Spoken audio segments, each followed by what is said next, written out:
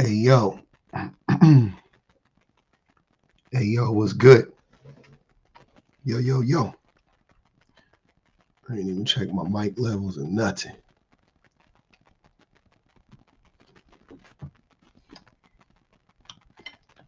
That's what I thought. I was like, wait a minute. What up, man? What's happening? What's happening?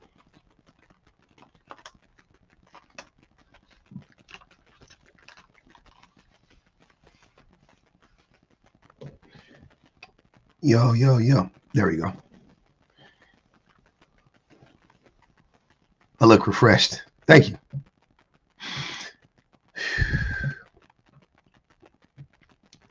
Good morning, good morning, good morning. What up, Martine? How y'all doing?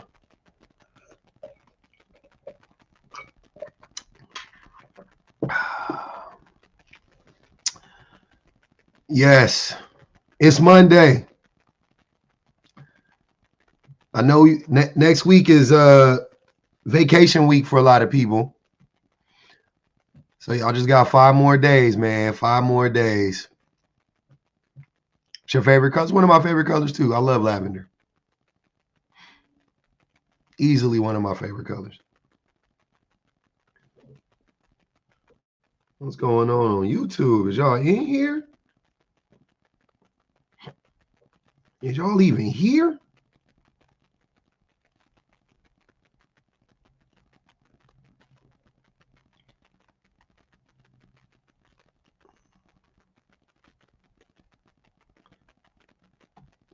Mm-hmm. What's happening? He's giving Black Panther. Black Panther. Oh, the real Black Panthers. I was like, the movie. Interesting. I'm just trying to stay warm. I'm just a city boy trying to stay warm. It's cold, man. There y'all go. Now I see. You never been this early? Well, welcome. What up, what up? Oh my God. Look at this. Man, this shit already. It is early. It's a little cold. Look, man, don't judge me. Don't act. I hate when y'all ask, is it cold in Cali? And then when I tell y'all what the temperature is, you out-of-state folk gonna look at me like I'm crazy. It's cold to us, okay? It's not cold based on American standards in general, but it's cold to us. Damn. It was 51 degrees when I took my look, probably 74. Not yet. It's 65 now. See, it was 50 degrees when I took my babies to school. So damn. But my old baby, he don't even want to put a jacket on. This nigga he hate jackets and sweaters. I tried to give him a jacket. He talking about some no. I said, okay. Yeah, 51 degrees is cold for us. I know in places like Colorado and back east and shit, y'all be 51 degrees. Y'all be having on Birkenstocks and goddamn shorts and shit. Y'all have on a light spring jacket and some shorts. I know. I know. But over here, that shit crazy. What up, Louis, TJ Madison? What's happening? Yeah, hey, how you doing? Doing good, man. I'm looking at your title here. Subject says men are responsible for toxic women. Yes, sir. I actually don't think that's true. Okay, why not? Yeah. What? Let me ask you this: what do you classify as a toxic woman? Like, what are some toxic behaviors that you see? Toxic behaviors I've seen from a black woman. Why do we have to talk about black women? Just any women. This is just women, okay. sir. Okay. Damn, y'all hate black women. Y'all hatred of black women is correct. Go ahead, though. I'm listening. Go ahead. I'm listening. Okay. I I'm not hating against the black woman. Why mention black? Why single out black women when this don't got nothing to do with black women specifically? Okay. I had to say that because that's the experiences that I have gotten from that one nationality. Race. I've met South American, Korean, Chinese, Hispanics, and I can have a conversation. If I'm on the plane traveling, if I'm doing, I can have a conversation, and it's like a good conversation. But when I come to certain women, it's like they're like trying to already put some wall up and already down in the man and saying things like, this is like, okay, I live in Atlanta. So some of the women that I will meet, they will say, Atlanta, they got a lot of gay people. I'm like, well, hold on.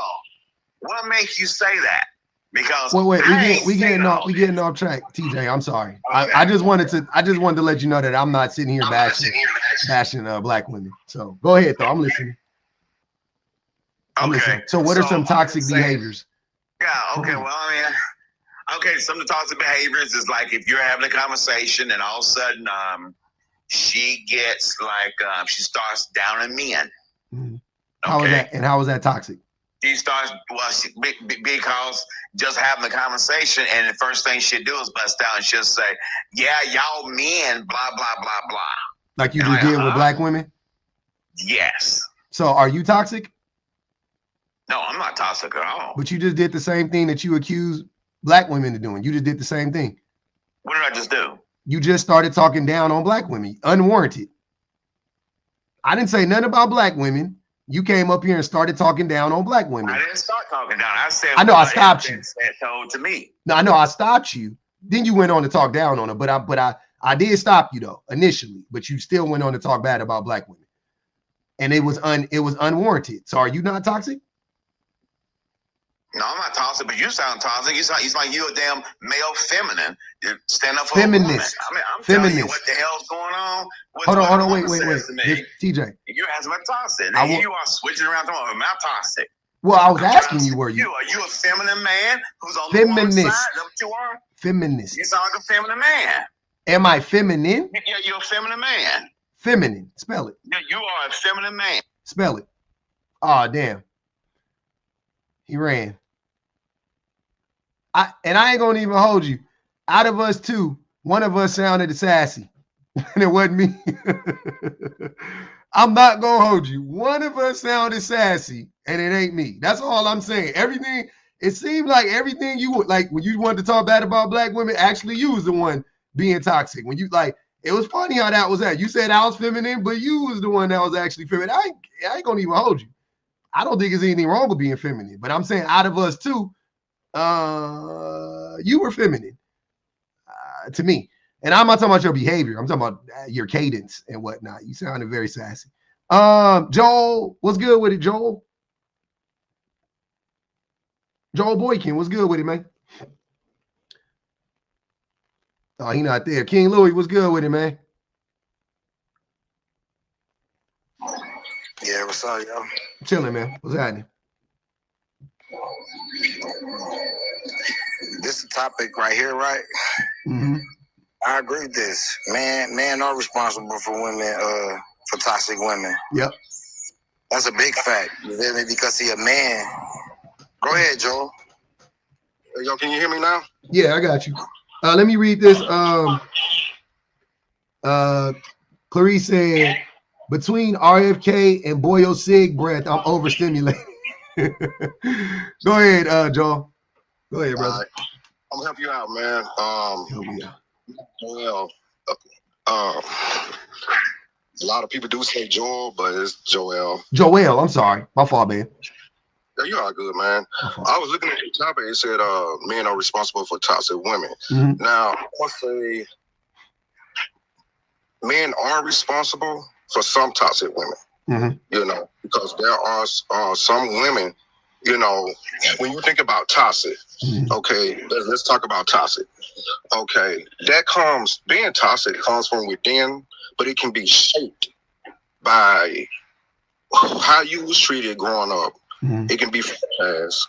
It can be from a relationship. You know, it can make a person bitter.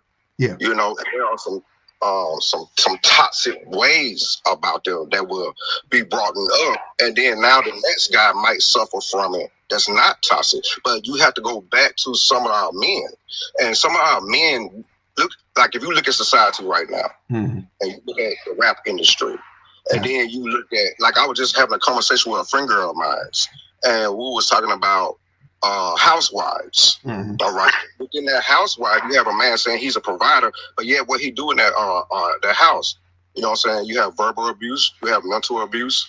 All of that is toxic. So I think, and I've been a person who's not a victim, but I was a person that actually made some women toxic. And as I got older, I had to take a self look at myself and see why I was attracting this and making them women toxic, and it was me. You know, from insecurities. You know, it was from the way I was raised. It was from the way how I was treated when I was in the streets. So I had to unlearn a lot of shit. I mean, a lot of things. You can say that. And to accept a lot of things in my past that I couldn't change. And I had to change my ways and myself to get myself ready. And now I speak nothing but positive things and try to have a high energy, a high vibration, you know, so the aura around me, so I can attract more energy, you know what I'm saying, let it be in abundance from the woman. So, you know, so what are some toxic behaviors that you recognize or you've seen from women? Well, from women or me putting that toxic crap on them and then they giving it back to me. Like what? Like, for instance, let's speak about insecurities. Okay? I was insecure about myself and sometimes the way I look and things like that, right? Which made me paranoid, thinking that the woman might not be attracted to me. So now I'm sitting here, you know what I'm saying, bickering. I'm sitting up here saying little stupid crap to them, childish things to them, because I wasn't secure within myself. And then in turn, it made them feel insecure. And then in turn, they threw it back on me. You see what I'm saying? Now they're going to take that, and now it's something similar to that for the next person. Now they're going to put it on that next person. That's toxic to me. All right. So, you know? Okay.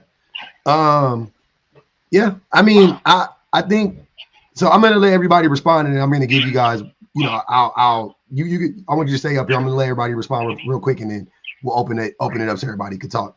Go ahead, Deshaun. I like what Deshaun had to say in the comments. He said being toxic is a choice, right?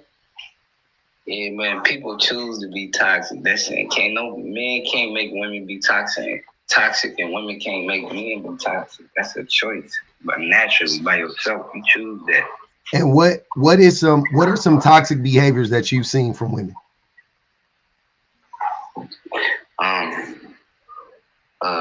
I'm thinking all the talking crazy. Be specific if you can. Be as specific as possible. That I want Joel. I want to go back to you because I want you to answer it again. But I want something more specific.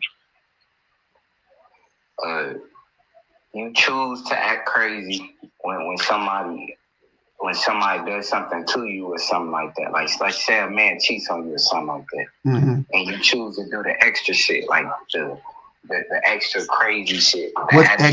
What's extra crazy shit? We'll say like messing up people's stuff or like that stuff's toxic, but that stuff a choice, right? So a person getting cheated on. I'm sorry, I thought you were done. Go ahead, Deshaun. No, I kind of am done. I'm trying to think of other examples. Okay, I'll start with that one. I think that's the first. That's the first example that we've had that I could kind of unpack a little bit. So you right off the rip are proving my point. That's why I think it's pretty crazy. So a woman is reacting to being abused because she was cheated on, and then you're saying that her reaction is toxic. Yeah, and I'm saying that's her choice to act like that, to react like that. But okay, so can I ask you a question, Deshaun? If that man never cheated on her, would that have happened? Ain't no telling. No, it is telling because you just said that it was a direct reaction to her being cheated on. So in that scenario, had he not cheated on her, would that have happened? Nah, it wouldn't have happened, but that's your choice to react how you want to react. We can barely hear you, brother. Are you covering your mic? It's like you muffled. My bad. Hold on. You good? Go ahead. Go. Let Deshaun finish. I want you to go ahead, Joel. Go ahead, Deshaun. Go ahead, Deshaun. We listening. No, I would say. Can y'all hear me now? Yes, sir. Yeah. No, I was saying that's her choice to act like that. You feel me? Like you don't have to react like that. You could just walk away peacefully, but you don't have to react in a toxic manner or a crazy manner. Like that's somebody's personal choice. A man can't make a woman toxic. Her reacting is totally up to her. So a person they tell men to control ourselves. They tell us to control yourself. Okay, you control yourself. Well, controlling yourself would be not abusing her by cheating on her, right? So that would be the first step of control. And you just acknowledge that the man didn't control himself. He cheated on her. She reacts to the abuse however way she sees fit. Because I don't know if you know this, but when you cheat on a person, cheating on a person is very unsafe. I'm talking about if you physically sleep with somebody else, right? Like you have exposed unwittingly, that person is unwillingly being exposed to things that they didn't ask to be exposed to, right? So you are like playing with their lives because of your selfishness. So if that person reacts with a vase being thrown at your head, for their sake, should they have done that? Because they can go to jail. Yeah, I would say to protect them, I would say, nah, they probably shouldn't do that. Like, hey, if you want to make sure you don't go to jail, don't do that. But like morally, do I understand that reaction? 100%. Cutting up his clothes, I completely understand that. Breaking his windows, I completely understand that. You literally put this person's health at risk. And you're talking about protecting a person's things. Like material things, like I don't give a fuck about your material things. You play with my body. I get to play with your clothes and play with your TV and play with your car. I can call your job and get you fired. Like everything is open. Everything is fair game once you cheat on a person. Everything is fair game. Man, that's nasty work, man. Cheating is nasty work. Now I'd like to go ahead and, chime in if I can. Go ahead, King Louis. By all means, brother. Thank you, host. Hey, man, I ain't gonna care, bro. I feel like I'm like one of the most intelligent person, man. But I ain't gonna toot my own horn, right? Please don't. But now but this pop of yours, bro, I totally agree with, right? Okay. Man is responsible for toxic women. Okay. Because see, a man was like, women took it as like he was dictating her ways of what make her like, of being a woman and things like that, that nature align. And those things that he felt was, going against his standard, his code of standards, it was like going to his code of standards was going against her line of nature of living, like going against her feelings of how she felt for herself. So this is where the toxicness comes in at. Toxicity. Because this is where the toxic come in at. Toxicity. Okay. Not toxicness and not toxic. This is where the toxicity comes in. I hear you. All right. In order to break away from his leadership, his code of standard of living on what he feel how a woman should be, she had to become a man. So talking like him, walking like him, acting like him, dressing like him. And what's a various like a masculine trait for a woman, bro, is like a woman who insert herself in man space, in man conversations and things like that. So that's a toxic behavior of women inserting. And what does that? And what does that look like? You insert yourself in a place that don't got nothing to do with you. Got you. And what does that look like? Like when is that? No. I'm saying when does that happen? Like where does that happen at? What do you mean? I don't know what that looks like. Bro. I know. What does it look like? It's humiliation to the man, for real. No. You're not, sir. What does it look like? In what scenarios are you talking about? When do women do this? In what way do they do? Like, what do you mean? Give an example of it. Like right now, right? If we us having a conversation, right? Just us. Yep. And a woman listening, you know, hearing what we saying, you know what I'm saying? Just over listening, right? But hearing what we saying. And then come and interject herself in our conversation. It ain't had nothing to do with her. What made her feel that she could come and assert herself in our conversation, yo? Because she's a human? No, listen, bro. Look, bro. You missing the whole point. Okay. It's about how is that masculine, right? A masculine trait. Because now you over here trying to argue me. You feel me? Now, you see what I'm saying? Oh, so you're saying that men are argumentative and we insert ourselves in places that we don't need to be? I'm not saying man is argumentative. That's what you're describing. Wait, you're saying that is what men do. So you're saying men are argumentative and they insert themselves? I'm talking about a woman inserting herself in a man's space. It caused friction. But how is that like a man? That's what I'm not understanding. How is that like a man? That action of inserting? Because she's fighting her way in a space that has nothing to do with her. So she feels so you're saying that's what men do? That men do? No, that's not what I'm saying men do, bro. I'm telling you what she's doing. Okay. Could I jump in for a second? Could I just go ahead, Cool K? Maybe you can help me understand this better because I'm not able. Yeah. What's going on, host? I like the purple. The purple is cool. Real quick, this is the situation. I just want to define something real quick before I address the prompt. Okay. And I Googled it. Responsible, right? In a relationship, responsibility means actively fulfilling your assigned duties or tasks within a partnership, while accountability signifies taking ownership of the outcomes of your actions and being answerable for their impact on your partner, even if you didn't directly cause a problem.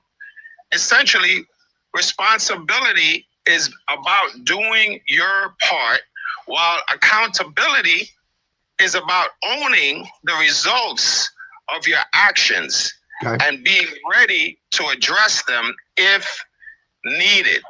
Okay, so according to the way Google defined those words, I would say that perhaps when it comes to men, let's say they cheat or do something negative, all right, they failed in both their responsibility and accountability, because that was something they should not have done. So by virtue of committing that violation, all right, they were guilty, yes. However, the woman now also becomes guilty if she decides to mark up his car, break his window, call his job, do all kind of crazy stuff to cause a destruction to this man's property and the character and everything. Because a true man and a true woman, they settle things in a communicative fashion. It should not be in physicality. It should not be in a manner that shows lack of self-control and self-discipline and maturity. But I understand what you're saying. Some people have not grown to that level, so they will resort to that. But resorting to that doesn't mean that it was right for them to do that. So they lacked also an accountability, owning the fact that you have to self-discipline and self-regulate. I think, wait. I think we're getting way off on the track. I just want to know, in this scenario, hold on, King. What I want to know is if from a moral standpoint, right? A rational, moral standpoint. If somebody does something as egregious as physically cheating on you, right? And then you respond to that with destroying that person's property, who is morally wrong in that scenario? The person who destroyed someone's property, they're morally wrong because they could actually get arrested for that. No, that's legal. That's legal. What's legal? You're describing legality. I'm not. I said morally. Who is wrong? The person who cheated or the person who destroyed the property. And you instantly said, oh, because they can get arrested, they're morally wrong. And that's not what I said. They're both wrong. The man is wrong for morally for going out of the bounds of those how you say it, the covenant, and the woman is morally wrong for taking matters in her own hand, because morality teaches us to forgive. All right, morality teaches us grace. Who told morality you this? Teaches us wait. to be cool. Hold on. I got you, Joel. Just real quick. I hate when I ask y'all questions and y'all get on a soapbox. If you can, please answer the questions directly. You don't have to expound that much. Like it's a reason why I'm asking. There's just a lot of people up here, y'all. Just answer the questions because I want us to keep moving forward, right? So we can all get involved in the conversation. But everybody want to, like, you know what I'm saying? Like, do this whole spiel. Like, don't do, it's unnecessary. You're not going to convince me with more words. King Louis, please. You're not going to convince me just by saying a lot of stuff because I'm hearing what you're saying, but it's not making sense. Who is morally wrong in this scenario? I think only one person is morally wrong, personally, right? I think that the person who cheated is morally wrong. I think the person who destroys a person's property is not morally wrong. How is that morally wrong? I'm not understanding. But I want Joel to go. Go ahead, Joel. I want to get back to the basis of this topic. Okay. I mean, because I've been listening to everybody, and everybody has some key points, but everybody's starting to venture away from the topic. So let's get. I'm gonna say an example, something basic. Okay. Mm-hmm. Conversation. All right. Now, just tell me who's wrong in this scenario I'm about to give. Okay. I'm talking to my girl, right? I'm expressing her to her how I feel, right? Mm-hmm. She then in turn express how she feel, right? I totally disregard everything that she said when she was telling me about her feelings. I kind of like played it off. Go get a drink. Just go sit outside. Oh, it's okay. Don't worry about it. Now, who was being toxic there? You. Correct. Mm-hmm. Now, how you think she will feel later on? She gonna be agitated. Right. And then where does that consist of? What does her agitation consist of? That's toxic. No, I don't think that's toxic. But it could result in it's not toxic. It's understandable. Okay. So right? when she retaliate, we're closing in. Right. Mm-hmm. She's shutting herself out from you. Yep. She feel like you're not listening to her. You're not comprehending what she is saying. Mm-hmm. You're not dissecting the conversation. Mm-hmm. You mean to tell me that's not going to build up some toxicity in her, and then she ain't going to hold that, and then next time she get in a relationship with someone else, she's going to automatically feel like she's not going to be heard. Yeah. So you're basically saying that's a way that men create toxic women because of how they treat the women. Yeah, that's what I'm saying. Yeah. Right. You have to get to the root of it. Yeah. You know what I'm saying? And then if you sit down and talk with a woman, I guarantee you, if a woman shine in on right now, mm-hmm. you know, she'll tell you. Sometimes some of this stuff is from the past. It's you got to get to the root of things. It can start with a conversation. It can start with how that man treated that woman. And I hear a lot of men talk about lead. Mm-hmm. But I'm like, to me personally, it's all about balance. Because the same way women don't want to be loved, homeboy. Hold on, wait. Let him. He almost done. Hold on, wait. King Louis. Women want to be 3 or 4. King Louis, please don't make me. No, women, man. Hold on, Joel. Do not respond to that. He's derailing the conversation. Land your plane, and then I want to let all the new people get a chance to speak. Go ahead, Joel. All right. I just feel that it should be a balance. The same way men want to be heard and understood, I feel like a woman should have that too. To be heard and to be understood, so that way y'all can create a balance within yourselves. Because at the end of the day, don't nobody control your household, don't nobody control you, and you don't control the other person. Yep. So therefore, I think that in order to realize what's going on within that situation between you and that woman, you got to recognize your faults first, and you have to fix those faults. So therefore, it won't pass on to that woman. Got you. You see what I'm saying? I got you. Real quick, y'all. Let me read these, and then we gonna go on to I think No Sir, and then BG. Jerome in Seattle said Munchie fun, Q smart fun, Q smart guy fun, so rare. Thanks, Jerome. All the pretty flowers said wanting someone to be okay with violations is bold. Yeah, I think that's what I'm hearing. It's like, oh, I violated you, but how you respond to me, you know, can't go past. I don't know how y'all want somebody that's being cheated on to respond. Joel, you got to mute up, brother. You got a lot of background noise. I don't know how men expect women to respond to being abused. I got to mute you up, brother. You got a lot of background noise. Go ahead, No Sir, and then BG. Please address the prompt. What's up, man? Okay. Men are responsible for toxic women. Do you agree? Do you disagree? If no, if why, you know, whatever. I mean, if so, why, whatever. Let's go.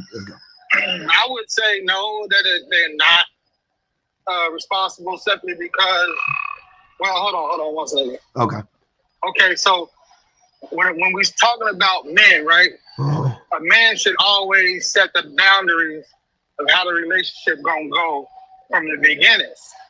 What do you mean? So if he gonna be out, if a man's gonna be out here making moves outside of the household, outside of the relationship, he should let that be known from the beginning. So it shouldn't be no, you know. So okay, so he should tell the woman, I'm not gonna settle down with you.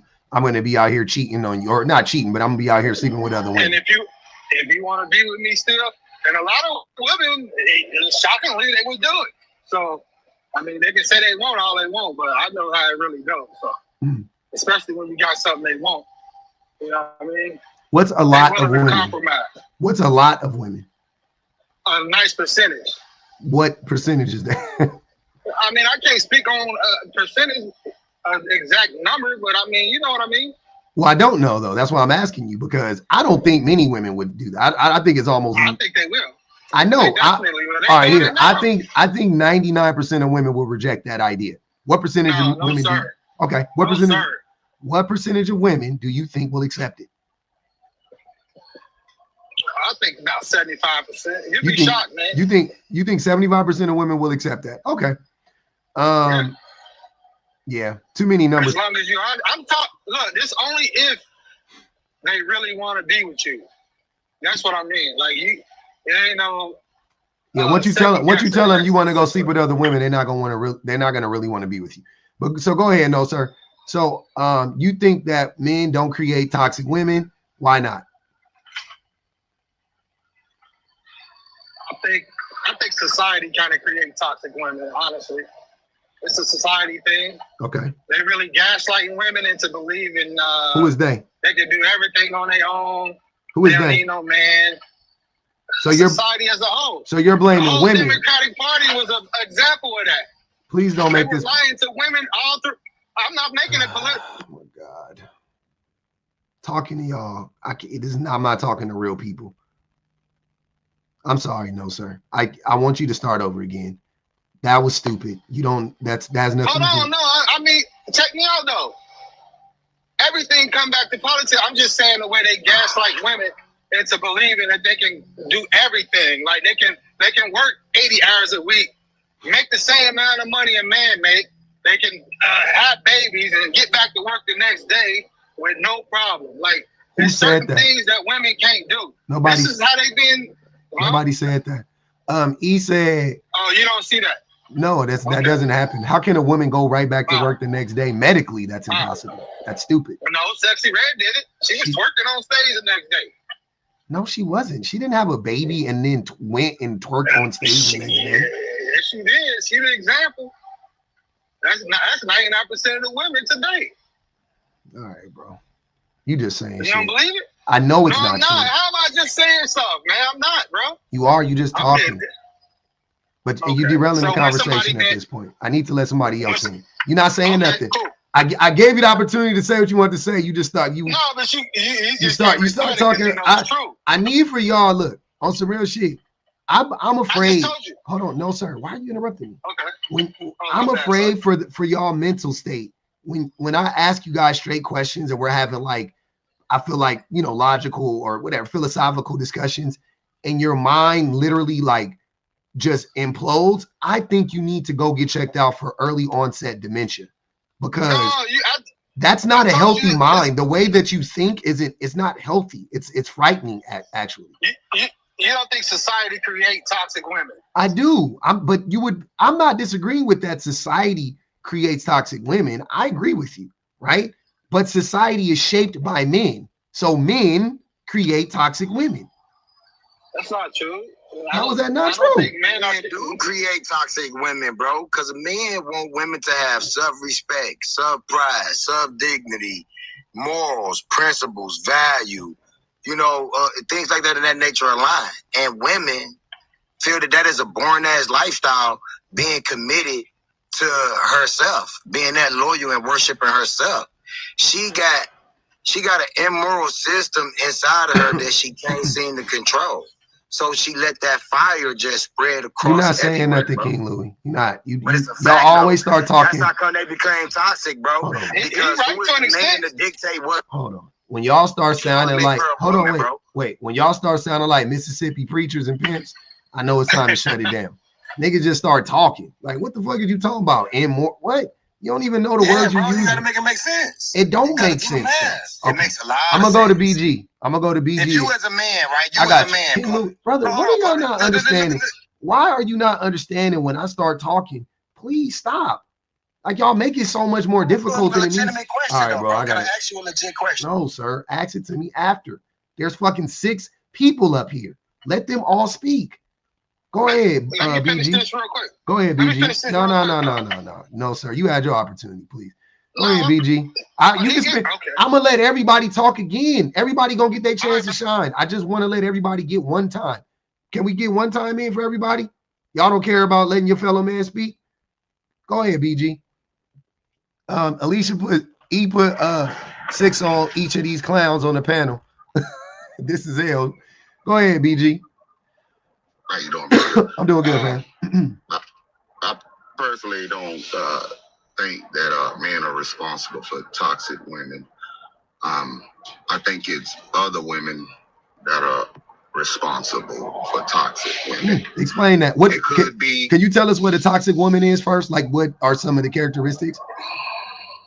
I guess women that keep up drama and always wanting to be just queen or some shit like that.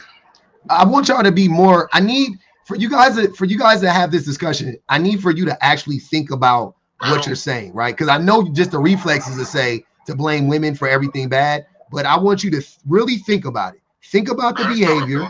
Think about the behavior specifically, and then see if it's tied to the behaviors of men. That's what this is all about, right? So I'll help you guys out. I think that the things that I hear men say about women, right? One of the toxic behaviors is women get smortions. They get ABs, right? We call them smortions here. It rhymes with smortions. Women get ABs, right? That is something. Would you all agree that is something that women do that is toxic? Getting an AB? That's something that women do that is diabolical. Yeah. Okay. So King Louis thinks it's wrong. What about you, BG? Do you think that it's bad or toxic? No. No, I don't consider it toxic. Okay. No, sir. Do you think it's toxic to get an AB? I used to, but not anymore. I just gave up on it. Okay, but you used to. Okay. Cool. K. Do you think it's toxic to get an AB? I wouldn't call it toxic, but it's wrong. It's wrong. Okay, I'll take that. Deshaun, do you think it's toxic to get an AB or wrong? I'll accept either one. Hell yeah. So it's wrong. Okay. Joel, do you think it's wrong to get an AB? I'll say I'm kind of neutral on the fact because it's still up to that woman. You know what I'm saying? So you don't think it's toxic. I guess you think it could be, but it's not most of the time, right? Exactly. Okay. So toxic that is not body count. That's toxic. Got you. This is an example of what I'm saying, right? So men think, like, generally speaking, a lot of men think, I don't know if most men think this, to be honest with you. A lot of men think, especially online, that getting an AB is toxic behavior. Now, why do women get ABs, right? typically speaking, why do you think a woman would get an AB? Cause her body can't handle it. Her body can't handle it, BG? Yeah, no, a lot of times. So it's like a medical. Hold on, King Louis. Hold on, King Louis. I'm just saying, a lot of time it's some type of medical reason there. Yeah. Of why she wanna. That's why I said I don't consider that toxic. That's nothing about. It's about her life. I got you. So it's a medical procedure in your mind. Okay, but we know that you don't think it's toxic. So, but go ahead, King Louis. Just name 1%, bro. That shit is not. I don't like when people talk about. So 1%. Why do women do it? Why do you think most women get ABs? They get ABs because they want to stay. They want to stay promiscuous. They want to be able to sleep with whoever they want to sleep with. They don't want to take responsibility, bro. Okay. They never abort a rich nigga, baby. I know that. Okay, so wealthy, so wealthy. Ask a question. Hold on, wait. So wealthy dudes, women don't get abortions, according to No Sir, which is a lie. But Cool K, why do you think most women get when they get ABs? Why do you think they do so? It's common sense. They don't want to have the baby. But why don't they want to have the baby? They don't want to have the baby because they feel it's going to be an encumbrance. It's going to be an encumbrance on their life, which means that it's going to cause them too much stress financially, too much stress emotionally, too much stress in whatever way they feel is going to be stressful for their life. Gotcha. So they'd rather not deal with that situation. I love that. I love that reaction. I love that response because, and I'm going to get into that part right there. So do you guys think, because I think that that's the majority of the reasons why. Right. I mean, I think that's the majority of the time. I think that's the reason. It's tied to something, along those lines. Right. Can I ask you guys this? Do you think that if men, like if the father of that child, right, if that woman who was pregnant felt like the father of that child was going to show up for her and that child financially, emotionally, and every other way, do you think that woman would still be so pressed to get an AB, Cool K? It don't even matter, man. She was grown enough King to go Louis, I didn't even say your name. God damn. Go ahead, Cool K. That's an excellent question. I think that would actually allow the woman to make wiser choices. I think you're right. I think she might reconsider doing it because the man will be there. She'll have a support system. But you're right. Some women, they don't have that support system. The man left, or he don't care, and it's an argumentative, combative situation. So she decides, look, I'd rather not deal with this dude anymore. I'm gonna get rid of this baby, so this way I don't have to deal with this dude, and that's that. Okay, so most of the time, if a woman feels like she's going to get an AB, it seems like it's directly connected to the behavior of a man. If the father of the child is going to show up financially, emotionally, and every other way, she is far less likely to get the AB. Therefore, the toxic behavior of that woman is directly connected to the toxic behavior of that man. So I disagree. That would be an example of how men are responsible for the toxic women that they deem to be toxic. That's what I'm saying. So that's an example of that. Right? You disagree, BG? Go ahead. BG says he disagrees. Why do you disagree, BG? Well, because like I said, to me, that part, having an AB is not toxic.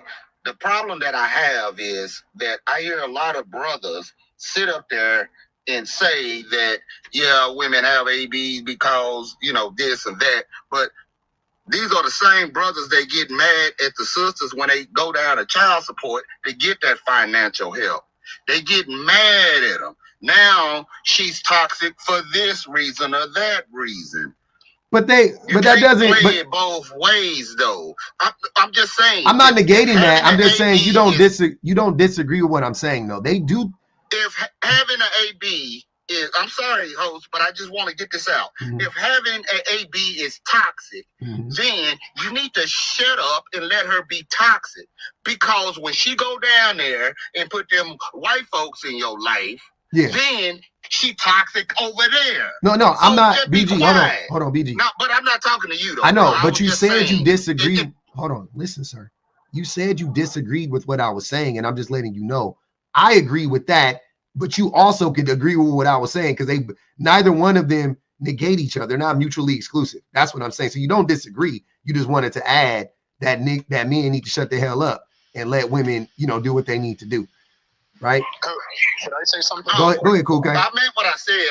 I believe you. I agree with what you were saying. Having an AB is toxic. So that's all I'm saying. Yeah. Whatever man believe that part is toxic, I don't believe that. I believe in toxic women that go on other things, but not in that. Not in that aspect. Yeah. Go ahead, Cool K. Yeah. So I'm a particular individual that I feel we first have to lay foundations, which is what does the word mean? So we keep using toxic. So I understood what it meant, but I needed to just see it for myself. Yeah. So in simple terms, it says very harmful or unpleasant in a pervasive or insidious way. And insidious, for those who don't know, it means it's like a danger that's not totally present, but it's on its way. It's creeping. Insidious means it's a creeping danger that is not totally there yet, but it's coming, right? So now that we understand toxic, so to a degree, an AB is considered toxic, okay? The actual doing of it, because a lot of women won't be able to have kids later. See, that's the insidious nature of ABs, but we're not going to get into that. All I'm going to say is, morally speaking, and you also address morals, all right? A person's standards of behavior or beliefs concerning what is and is not acceptable for them to do. All right, so understanding morals, then we have to say, dealing with who's responsible. See, morals, when we look at, like you said, let's not get legal, let's stay moral. Mm-hmm. Everyone has a duty to restrain, for self-restraint, all right, self-discipline, and that's the moral standard, okay? Not the legal standard, the moral standard, that we have to be self-regulators. So the fact is, whatever a woman does, that's her responsibility or accountability to self-regulate. She can't blame it on the man. She needs to have responsibility in and of herself as well. Is the man free of responsibility? No, it takes two to tango. So he has a responsibility, she has a responsibility. Okay. He has an accountability, she has an accountability. You said that earlier though, but I think, but like I've been saying though, if a person hits you and you hit them back, are you immoral? No. Well, it depends on what your moral standards are. I'm coming from a background of a spiritual background. So if I hit that person back, I would be wrong based on my standards of morality. Mm-hmm. So we'd have to figure out, what is the standard of morality between that couple? Are they both on the same page as to what morality is? In other words, the vetting process has to be very thorough. Oh, no. You are, it's like you got pre-programmed responses. That has absolutely nothing to do with what we're talking about. It's nothing to do with vetting. It ain't about the morality of the couple or anything like that. If you put me in harm's way, physically, you put my physical body being in harm's way, and I then in return destroy your property, one of those things are not the same, bro. They do not equate to one another. That's what I'm saying. You're correct. Right? Meaning, see, you're correct, because what you're saying is, you're correct and incorrect at the same time, because what you just said was the morals is irrelevant when it comes to a couple. But no, it's crucial in the vetting process. Meaning, if I meet a woman and I ask her, okay, let me just say this. I don't care about vetting. Please stop trying to have that conversation. This is not the conversation for that. It has nothing to do with it. Leave vetting out. Zero to do with it. I promise you. It's about being wronged, and then about reacting to being wronged, and how do you do it? That's all it is. I see what you mean. So in other words, I meet a young lady and I ask her a question: what would you do if I cheated on you? And she said, man, I would mess your car up. I'd get you. I would definitely call your job, because that would be very hurtful to me, and I'm not gonna go sitting down with you doing that to me. Right then and there, I'd say, okay, see ya, because I wouldn't deal with that woman. That's what I mean about vetting. But anyway, I let my view. That might be the wildest way I've ever heard of vetting. Allow you to cheat on her. Yeah, that's right then and there. You'll leave. She won't allow me to abuse her quietly. So I can't take that. I'm out. Like, why are you even thinking about cheating on her? Like if she don't leave you, if a woman, if you ask a woman, how would you react to me cheating on you, and she don't leave you, you right. She didn't vet right. You right. I blame her for not vetting you right. Cause what? Yeah, you right. I blame her then. Yeah, no, you're right.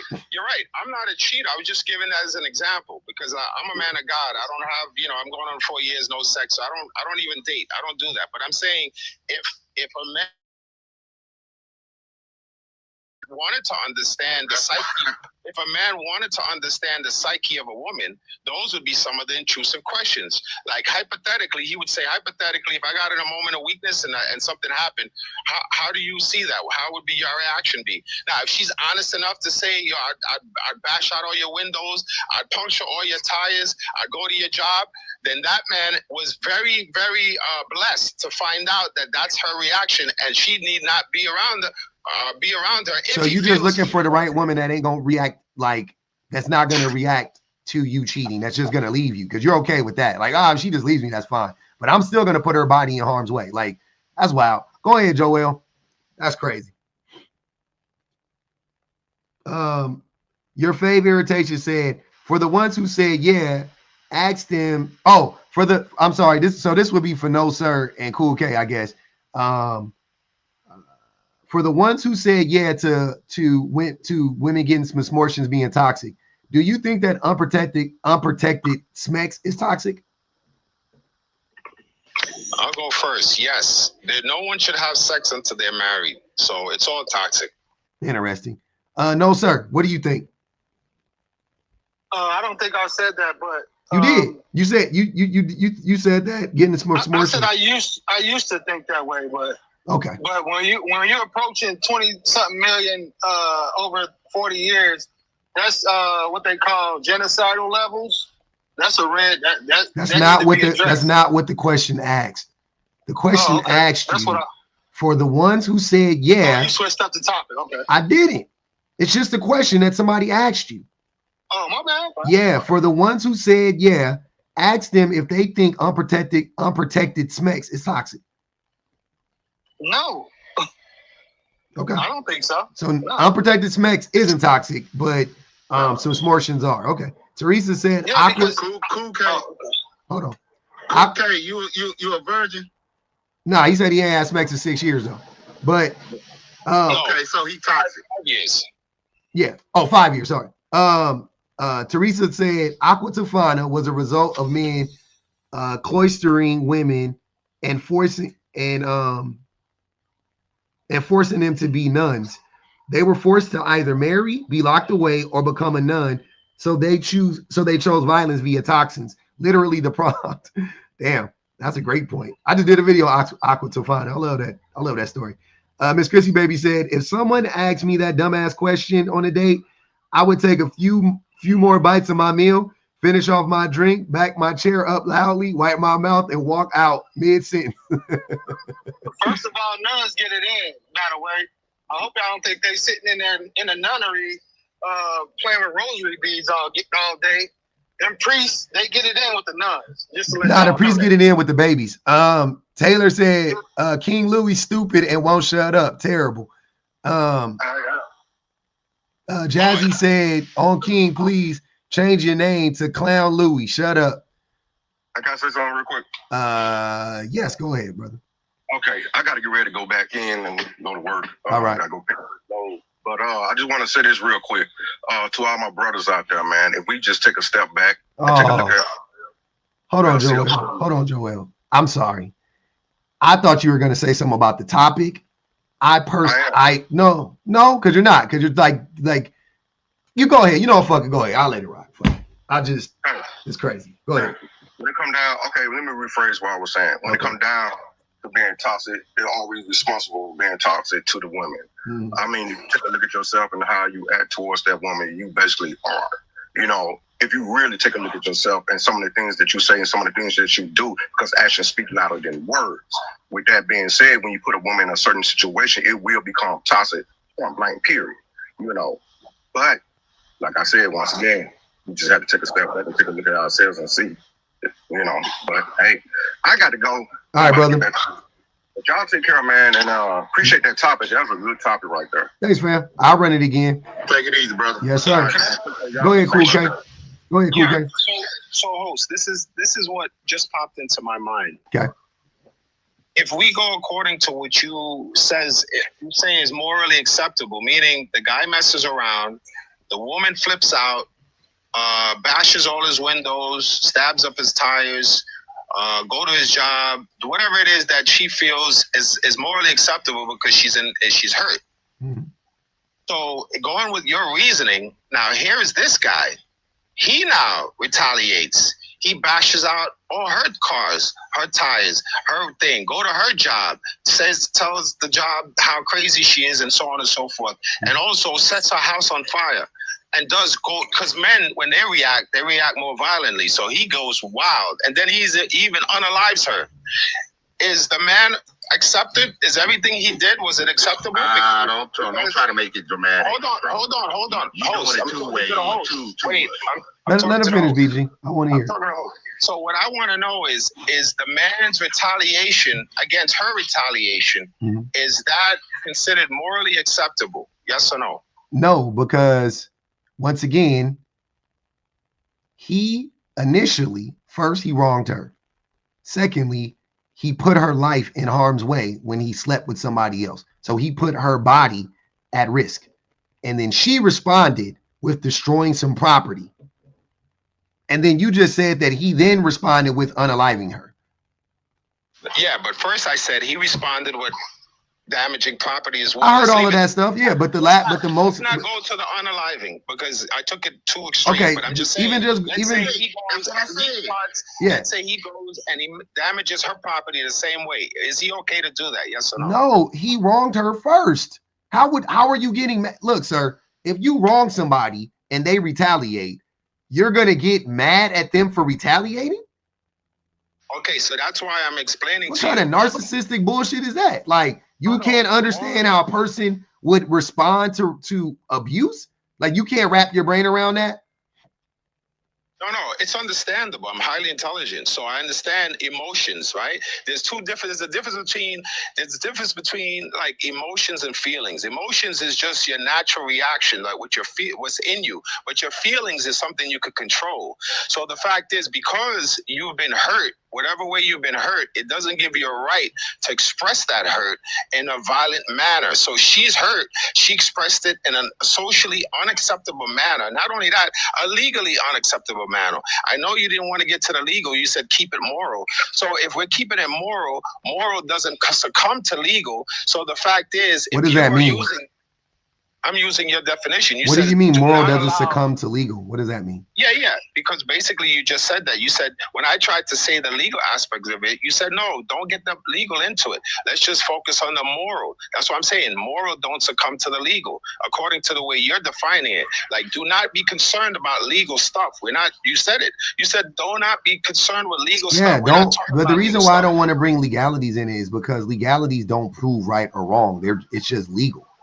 Right? There's tons of things that are illegal, but they aren't wrong.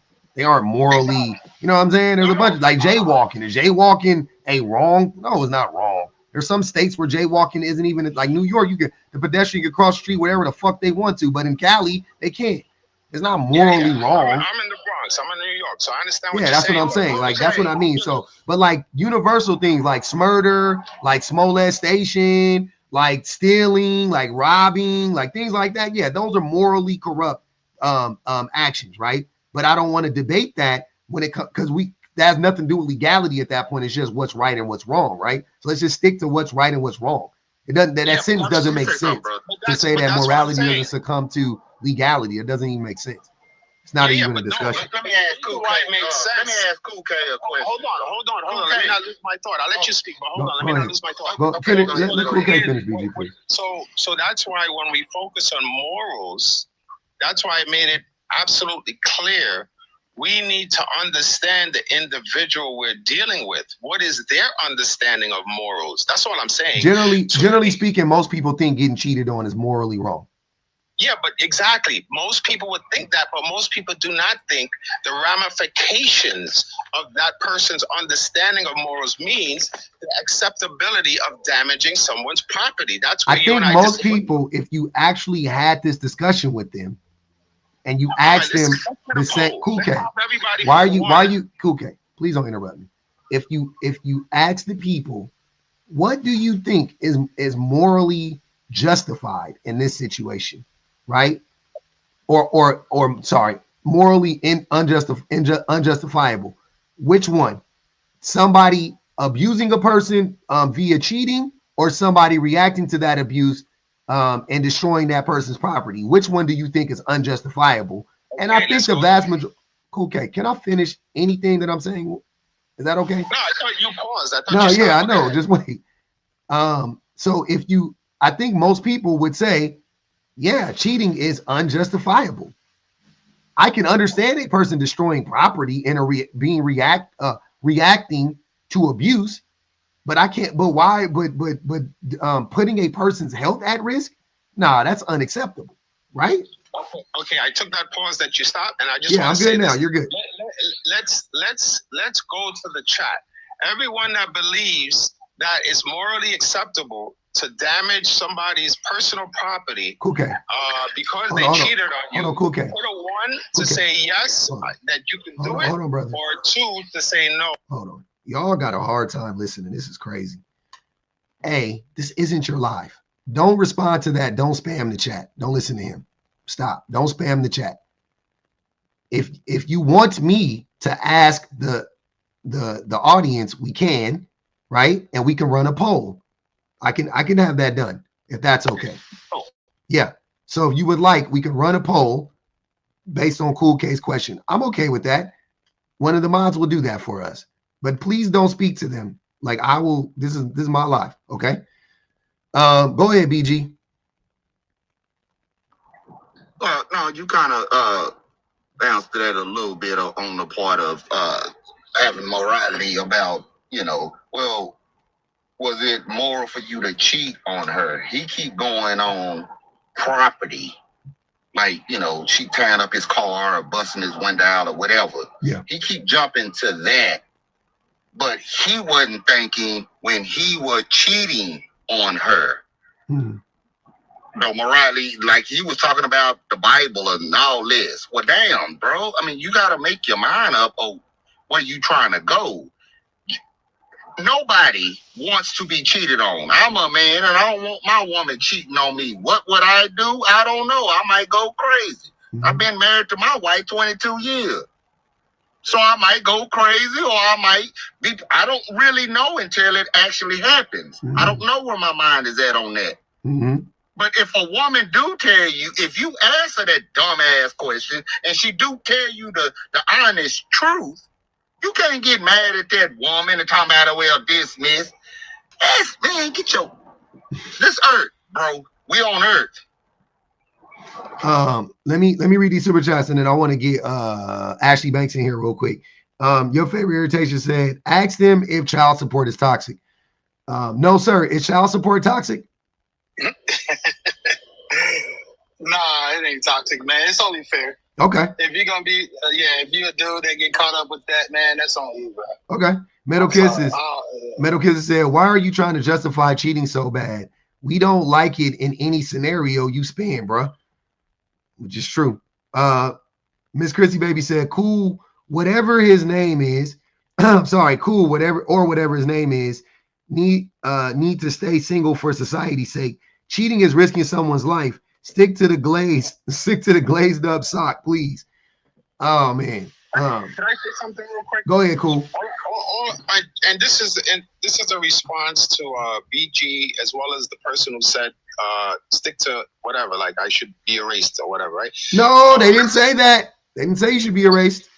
What do you mean? Whatever Yeah, whatever they said. What I'm just trying to say is this is what I want to say, especially to BG. BG, what you got to understand is I'm a strong, and this is the operative word, true, T-R-U-E Christian man. I don't engage in any type of copulation whatsoever. No kissing, nothing, right? So the example I gave wasn't pertaining to my personal situation because I'm not even in the game. I'm not looking. I don't want to be with anyone. I'm very happy to where I am. So what I gave you was in a scenario of a person who is not living for God, who's in the streets. He meets a woman and he decides to date this woman. I would say that it behooves him. It's his responsibility to do a lot of questioning. And one of the questions, if he feels he's a guy who might cheat, if he feels he doesn't have the discipline and he thinks one day, who knows, maybe I might mess up, he needs to ask that very intrusive question. He says, listen, if I, God forbid, I got weak one day and I don't know, I got drunk or whatever and I found myself in a situation, what would you do? That's not a red. You know that's a woman is honest. I'll end the page. That's a red flag though. Cool, K. I know. Let me just land it in 20 more seconds. Okay. So if the woman actually was honest enough to say, "Yo, you cheat on me, that's it. I'm gonna bash all your windows out, bust your tires, go to your job," then that's a great thing for him to have acquired and ascertained. Why? Because now he's able to make an informed decision to say, do I need to be around this woman? Because if she would react in such a undisciplined manner, she's undisciplined. I don't feel like I want to go to that. Hold on, wait. Why don't you extend that same grace to her? Hold on, wait, BG. Wait, married. BG, wait. Why when it comes to cheating, it's, oh, he has a moment of weakness. But if she bashed out your window, she didn't have a moment of weakness? Her moment of weakness should be that she has nothing to do with the man anymore. It's simple. You just leave him. No, okay, that's stupid. And that's hypocritical. And that's why nobody believes that you were, no, that's why nobody fuck with, never mind, I ain't gonna even say it. Go ahead, Ashley Banks. Oh, no, sir, did you want to say something, brother? No, go ahead. Okay, Ashley I saw you was unmuted. Okay, nah, go ahead, Ashley. This conversation is funny. Yes, I do think that men can be responsible for women's toxicity. And I don't think it's like a one-time thing. I think it's a reoccurring thing for women to date guys who are dishonest and play on their emotions and their vulnerability. So they grow into being more watered down in the submission area and all of the things that you guys complain about when it comes to women. So I do think that you guys play a major part in women's experience with men for why they behave the way that they are behaving now. For most of the things that you say are negative, that you don't like, that women are doing at this very moment. So yeah, I agree. Sunshine, go. Hey, welcome. Are you there? Sunshine? Sorry. No, you're good. No, I do agree with the prompt. This conversation is just wild. So I'm not.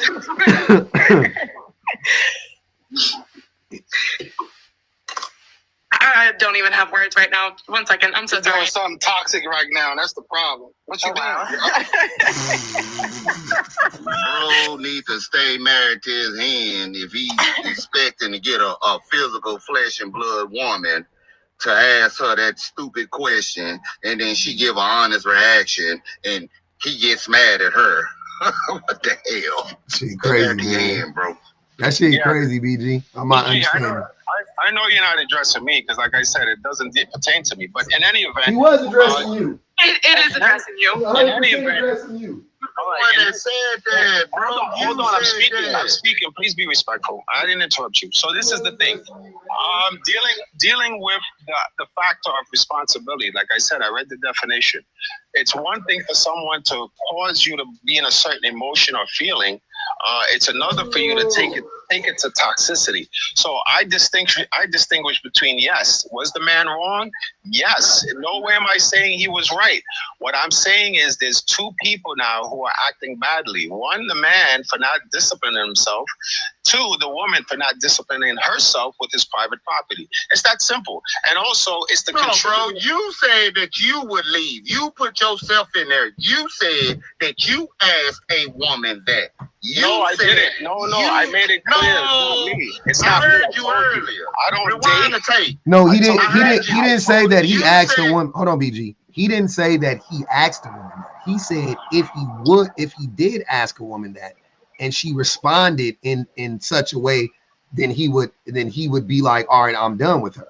That's what he was saying. Okay, no. I heard him say that he would ask a woman. Now, if he was using an example, I might have missed that part. But I heard him say, I can be on a date and I can ask the woman. That's why everybody putting it on him. He said that, brother. You did miss it. He Now, said it that way with him. I'm clarifying for you, so please apologize because the host heard it, I heard it. Please, let's stop harping on this. I already clarified it, so why do you keep harping on it? It was a wild statement, but I think that's why we harping on it. It's pretty crazy. I'm not that person. Like I told you, I'm a strong, focused, true Christian man. I don't deal in those things. I'm saying if a man, all right, not me, if a man. Do you think as a Christian it's okay to cheat?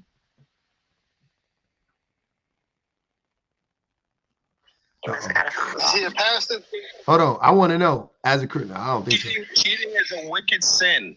Cheating is a wicked sin, and Yes.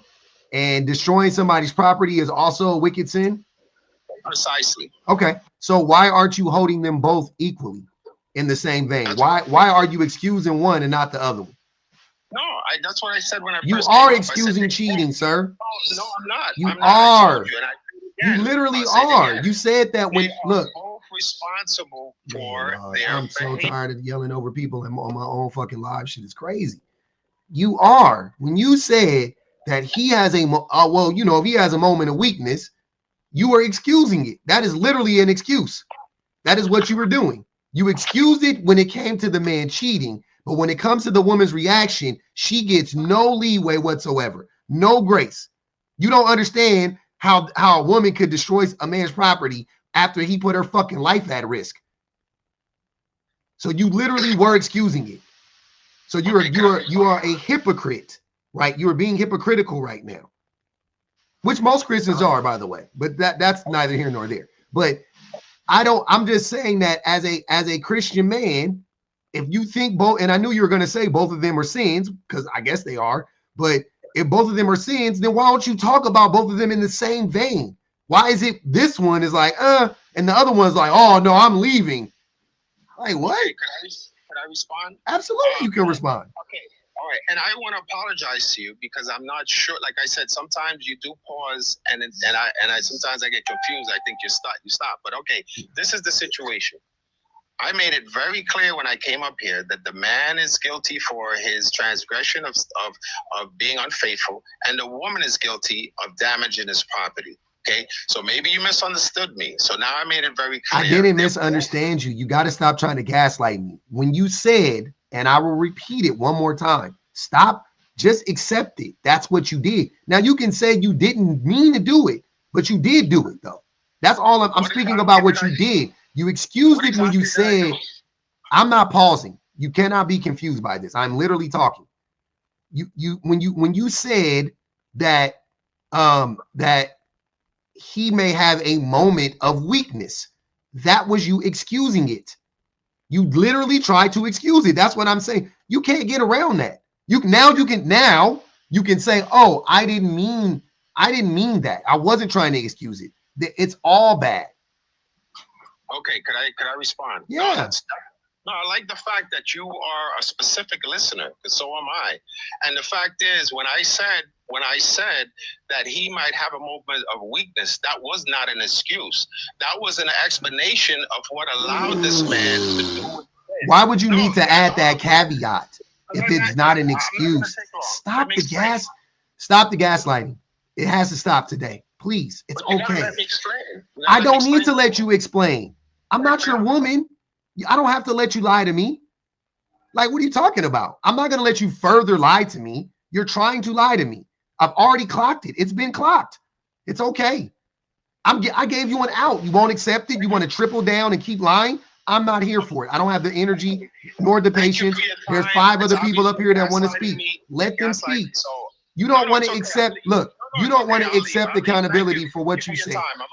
Thank you. God bless you. Love you. The lack of accountability for men who look up the definition of the word accountability is crazy. You took all that time to look up the word accountability, and then all just to turn around and ignore it. You were trying to excuse it. Why would you add that caveat? This is what I'm saying. If you would have said a man cheats and then a woman reacts by destroying his property, blah, blah, blah, blah. That was stupid, no matter what. But I wouldn't have been able to say you were trying to excuse it. I couldn't have said that. But as soon as you said, in a moment of weakness, he cheats, you were excusing it. That is an excuse. That is literally what it is. Why did he cheat? He had a moment of weakness. That's the excuse. Jesus Christ. I think it can be a moment. I think it's a moment of strength. If you knew how the world works, a moment of strength. Listen, bro, y'all don't understand, man. Listen, check this out. I'm saying no, sir. No, check me out, bro. That's wild. Check me out, man. Hold on. That's the white T-man creation, man. Oh, wow. No other group of men around the world are monogamous, or there's no such thing as cheating. Only in America is it cheating. That's stupid. That's stupid. That's stupid and not true. No, monogamy did not. So you think monogamy got invented on the continent of America? Are you fucking dense? Yes, the white T-man introduced that. The white T-man didn't come from the continent of America. Population control, bro. Hold on. The white T-man didn't come from the continent of America. So you believe that white? Why the fuck are you talking, y'all motherfuckers? I'm agitated today. My bad, I apologize. This shit is pissing me off. The white T-man did not invent I'm sorry. First thing, white T-man didn't invent monogamy. Secondly, white T-man didn't come from the continent of America. They came from Europe. And monogamy existed on the continent of Europe. It existed in Asia. It existed in Africa. Right? Africa, where? All throughout Africa. It still don't exist in Africa. It does exist in Africa. No, the hell it don't. It does, brother. Sir. So you mean to tell me that on the continent of Africa, the most diverse continent on the planet, that monogamy never existed anywhere on the continent? I'm trying to tell you, man. You ever heard? You know Shahrazad Ali? Get her book, bro. She is trash. I'm sorry. I'm gonna tell you this. I'm gonna hold your. Hold on. What that woman say? I'm gonna hold your sticky hand when I tell you this. That woman is garbage. Her opinions are trash. I don't think it's her opinions, man. She see how the world works, bro. I'm sorry. That woman is that woman runs cover for abusive men. I'm sorry, I can't. Yeah. Well, she admitted, just because she wear a kufi don't make you bright. Look, check me out. She admitted that it's hard for her to accept that, but she knows it's the facts. It ain't hard for her to accept that. But even with that logic, right? If you feel like monogamy isn't a thing with men, then why would cheating wouldn't be a thing if you were honest with the women. Then that's where the emotions get of like the betrayal of feeling like you wronged them. So wouldn't you just be honest and you wouldn't have to worry about the aftermath? That's what I said. If this is a thing. That's what I said. Like, that's what men need to do. And like I said, so if a man that you was interested in came to you, Ashley Banks, and said, hey, I want to be with you, but hey, I got other women I'm with too, and you really wanted to be with him, would you still be with him? I mean, in retrospect, these days, everybody's pretty much been cheated on. So, it would depend on his level of hyper sexuality to some degree. Hey, I'm going to DM you in a minute. I'm going to give you my number, all right? No, this isn't an invitation. I'm not interested in teleporting. But listen, my parents have been together for 49 years, and I know that there was infidelity, but they got through it. So why is together infidelity forever. something? The way society paints it is that we're supposed to jump off the porch and be with one person for the rest of our lives, which is essentially like saying you have to eat oodles noodles for the rest of your life. But there's that what it's saying? That's kind of what you compare monogamy to eating oodles and noodles for the rest of your life? It kind of sounds like that. I don't think it's realistic. I'm okay. Look. I don't like. You only have one life. I'm live. okay. We don't know no. what happens after. Hold on. I'm okay with you having. You don't have to believe in monogamy. I'm perfectly okay with that. I not believing in monogamy and allowing a person to abuse you, two totally different conversations, right? You not believing in monogamy and then classifying monogamy or comparing monogamy to eating oodles and noodles for the rest of your life, also disrespectful, right? But you go off. I'm just saying, like, I think we have ventured off into a different conversation now that I personally don't really care to have. Because if you don't believe in monogamy, that is perfectly fine. But to basically tell about 1,000 people, yeah, getting cheated on is just like everybody gets cheated on, and which is abusive. Because I don't think you would tell anybody to accept abuse in any other scenario, right? If I said that man was knocking her head between the washer and dryer, you would be like, oh no, everybody's got their head knocked between the washer and dryer before. They should just accept. Like, you would not say that. But when it comes to cheating, because your daddy did it to your mama, more than likely, it could have been your mama to your daddy. She didn't clarify who cheated. No, I know. I say more than likely. Okay. Then all of a sudden it's, well, everybody gets cheated on. Well, the thing, I guess the reality of it all is that, like, when you're on these platforms and you're listening to men's perspective, it's very, I won't say it's vulgar, but it's different than how they would approach a woman in real life. So now you're put up against, like, if you are in the dating world and you're sitting across a man, on a date, like a job interview, he might be lying. He might think like some of these men. That's the crazy part about it all now. So if you're in reality of, like, this might happen regardless of what he's selling you, it's just a thing that you have to be kind of aware of, I guess, at this point. Not saying it's okay. I'm not saying I'm in support of it. Me personally, I would prefer monogamy, but I think we're evolving where the majority are now not really being monogamous. And that's unfortunate. I don't agree with it. I mean, I'm a woman, so naturally I can sit still with one person. But I'm thinking that in reality, I'm just saying that this is a thing with men, and it's unfortunate. You know what I mean? Like, but instead of getting toxic behind it and blowing up cars and knocking out windows. Let this woman finish what she's saying. God damn. Y'all some. Okay. Go ahead. I'm going to land in like 10 seconds, I promise. Do whatever, just finish. It's fine. This shit is crazy. I'm just saying, like, I'm 41, so I'm, kind of experienced. And so instead of stressing myself out about the control that I'd like to have over men to think that they would be with just me, I refuse to just submit to that anymore or be beside myself or stressed or damaged any longer behind men and their inability to be with just one person. And this is just a thing. I mean, I would love to think that men were more sit still type of spirit, but in reality, it's just kind of like the expectation for me to be entitled to that is just absurd for myself. So what I'm saying? So I'm going to say, I completely understand what you're saying now. So I think this is a perfect time, because I think you have perfectly encapsulated the toxic man behavior to the toxic woman behavior pipeline. I'm not saying you're toxic. I do think that thought process is toxic. I used to be. I used to be very toxic. I got you, but I think that thought process. I think that thought process is toxic. And you just said that it is directly connected to what men do, to men's behavior, right? You just basically just gave up. Like, men are so trash. Pretty much, I gotta expect men to be trash. That's just what you just said, and I'm not. I can understand that, because most men are fucking trash. You know what I'm saying? Like, I got you. I ain't gonna fight you on that. But I think you just proved the point. That ain't true. That is true. Right. True. That's what she just said. Telling you earlier. Oh, no, listen. This is what I was saying earlier, though, is that hold on, BG. Women make other women toxic. She is going around telling people this. Well, telling other women this.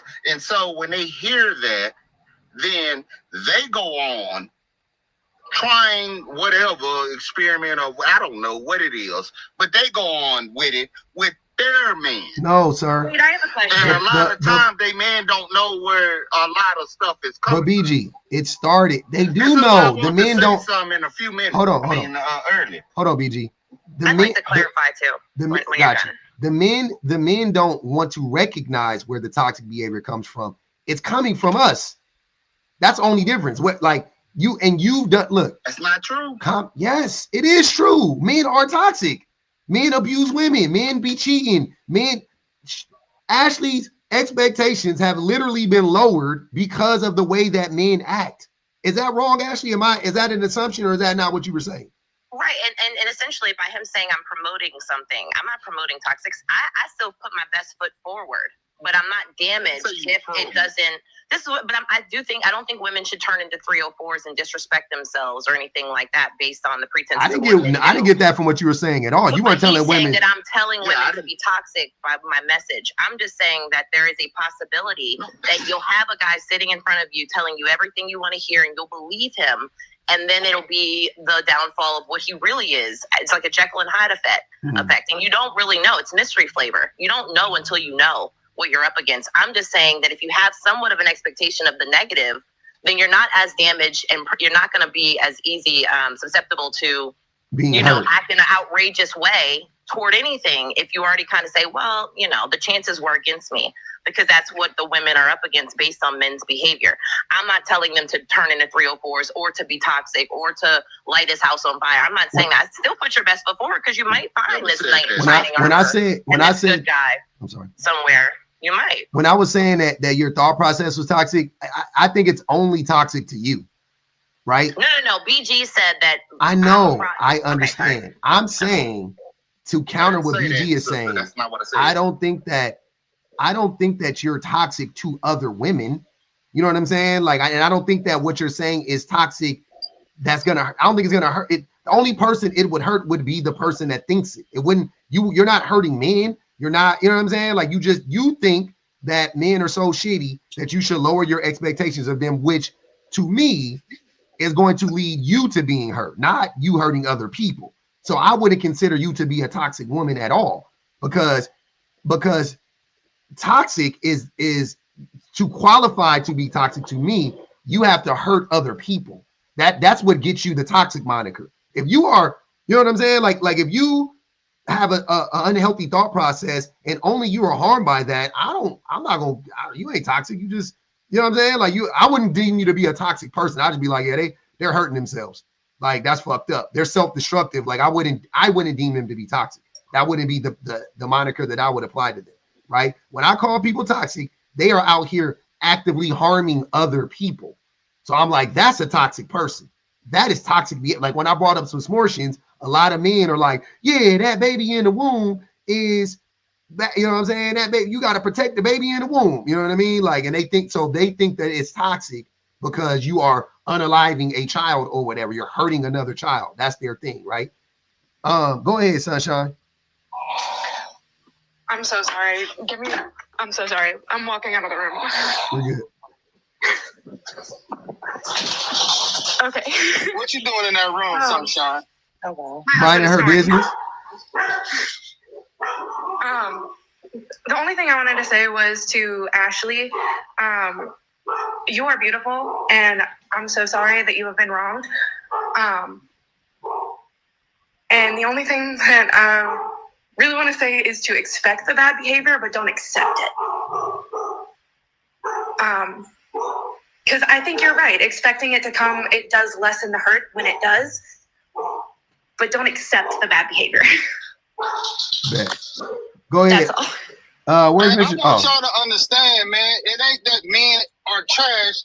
God made men love ass. That's it. It ain't got nothing to do with y'all or me. That's all it is. See, Ashley, no.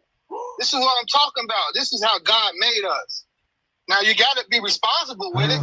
You know what I'm saying? You can't be All right, no, sir. We gotta get to Mr. Jones. I just came here to say one thing. Hold on, y'all. We gotta get to Mr. Jones. We gotta get to Mr. Shan can go. All right, go ahead, Shan. Yeah, I'm gonna drop right after I say this. I promise it won't be long. I'm gonna change my religion tomorrow. You just let me know. All right, bye. Yeah, I just came here to say one thing. The house of Shan. That's what you wanted to say. The house of Shan. Mm-hmm. Yeah, I want you to pay attention to not only the men in the comments, but the men on the panel that are agreeing with what you're saying.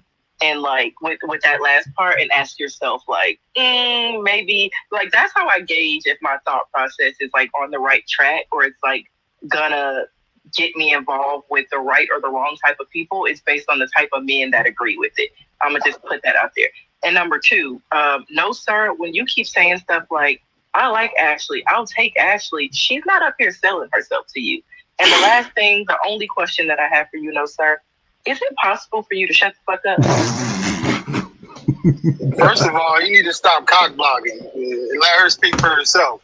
No, I'm gonna speak for her on this one. She is not selling herself to Yeah, I'm definitely not trying to teleport myself to anybody. She is talking about though. She can speak. I know she can. Shenanigans. You keep saying, I'll take Ashley as if she's... I never said that. You did. I said that one time. I thought you said you only said it one time, but you just said you never said it. Once. I did at the beginning. You did say it. But it was a So joke. just live with it. You did say it. You was being weird. I said it. You was being weird, man. Just stop. How is it creep? Okay. That's creep behavior, sir. All right. TikTok is not a dating app. My life definitely ain't a dating. Did y'all not hear what Ashley said, though? I mean, and that made you want her. What Ashley said made you want her. I would have DM'd her by now. What y'all talking about? Oh, here you go. Then why say it? For attention? It was a joke. Oh, this nigga. Stop taking everything serious, man. God. Anyways, Ashley, like I said, based on the people on the panel and look in the comments, if you look at some of the ones that are like, oh, I like her, listen to them on this panel on other days and then ask yourself, if maybe you should change. I mean, and like I said, in reality, these platforms allow these men to be extremely transparent. But in real life, when they approach women, they don't talk like this. Yeah. They're totally different. And that's the scariest part about this entire adventure of the metaverse and the internet is that before this, men you didn't even know they thought like this. You know what I'm saying? So even if you're in front of men now, you're looking at a stranger who's not going to tell you he thinks like no sir. He's going to sit up straight like the public defender or the public offender. I'm sorry. And, you know, you're sitting here like, you don't know what to believe anymore. So now I just choose not to, like, you know what I'm saying, be like wearing my heart on my sleeve. You know what I hate? You know what I hate about that statement the most, Ashley? I ain't going to even hold you. You know what I hate about that? And I don't even disagree with you. I just hate that I can't separate myself enough from a nigga like no sir. To where if you sat with me and you sat with him, you would be like, they both seem cool. And that fucking irritates the shit out of me. What do I gotta do? That's the sad part. Do I gotta wear eyeliner? Like what would I need to do to make my There's nothing you could do, unfortunately. God damn it, I can't win in this motherfucker. That's the reality. Saying, Ashley, I get what you're saying, that like, yeah, they will say one thing and you know, they're not gonna say these things in front of you. But what I'm saying is like, even if you're lying, it's better to act like, even if it's just an act, that you won't tolerate a goddamn thing from a man. Nothing. No, don't blink too hard at me. It's better to have that attitude when talking to them than to give concessions on the front end, because the more concessions you give, the more they're going to try to take. And I think you know that. I'm not telling you that. Yeah, absolutely. But yeah, it's better if you're going to, whether they are going to be truthful or not, it's better to put on the front of like, I'm not accepting anything. Like you better not forget to call me at 8 o'clock if you say you're going to call me at 8 o'clock. Than it is to say, well, most men cheat, so I'm not expecting a man to, you know, not cheat on me. Does that make sense? It does. I mean, I'm not new to this. I'm very true to it. I'm just giving an overall, like, I don't know, summary of how I feel about it. I'm hip for sure, and I don't tolerate. You know what I mean? So. Yeah. I'm not accepting anything. I can be by myself. It's not, you know, a race to the finish line for me, honestly. But I'm just saying overall, it's a perspective to think about. She said she could be she said she could be bad. She could do bad all by herself. Hey, Miss Chrissy baby said their logic. Men cheat, build a man up, be neglected, gaslit, live 50-50, risk disease, and unhealthy pH. What's the benefit of a man again? How does this make my life better if single is happier? It doesn't. Alexa said men ignore the negative impact betrayal and gaslighting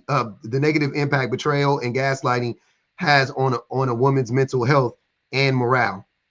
That's facts. They don't give a fuck about it, actually. It ain't that they ignore it. They literally don't give a fuck. It's beyond. They see it. They like, yeah, I see it's fucking her up, but I still got to go out and get this vagina. Anybody say they happy single is capping. I'm gonna say that out loud. Why? You single? No, I said anybody. Hold on. Are you single? No, I'm not. You're not single? No. Okay. So why you up here flirting with a woman then? You niggas is trash for real. You niggas is trash in 4K. That's the craziest thing. Why you not single, but you flirting with a woman on a live? So if I'm being honest, I'm not single. That's what I know. I believe that you're not single. Then why are you flirting with the woman openly? You are flirt, sir. Please stop the cap. My wife would, if I said what you said to Ashley, my wife would have texted me and told me to end the live and never get back on TikTok again if I want to be with her.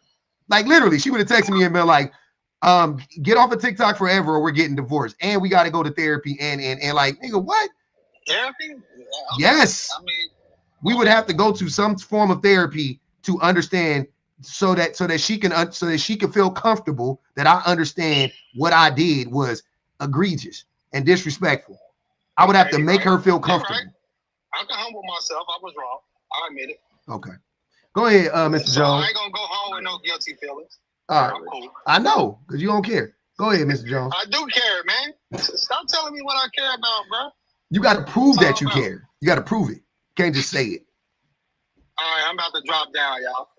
No, don't leave, no, sir. They like you. No, sir. Don't sit. Do not. Don't run. I ain't going nowhere. Go ahead, Mr. Jones.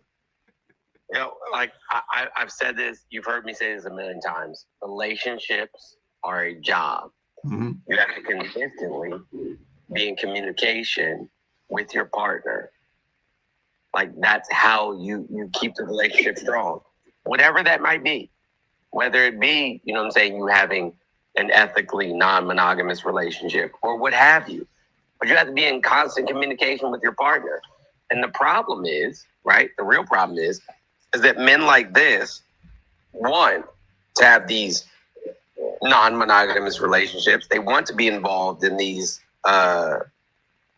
open relationships, but have no idea how to actually navigate that space or be honest about their wants and needs. And so they don't do anything but do, fucking,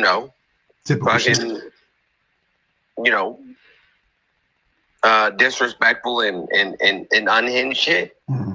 The typical shit that men do that don't know how to navigate those types of relationships. Yeah. Cheating, lying, gaslighting, manipulating. I'm like, damn, y'all so on brand. Yeah, they can't navigate the relationship they're in, but want to have, you know what I'm saying, multiple other ones on top of it. That's the craziest part. Can I jump in if Mr. Jones is done? Go ahead, Tori. I'm through. Go ahead, Tori.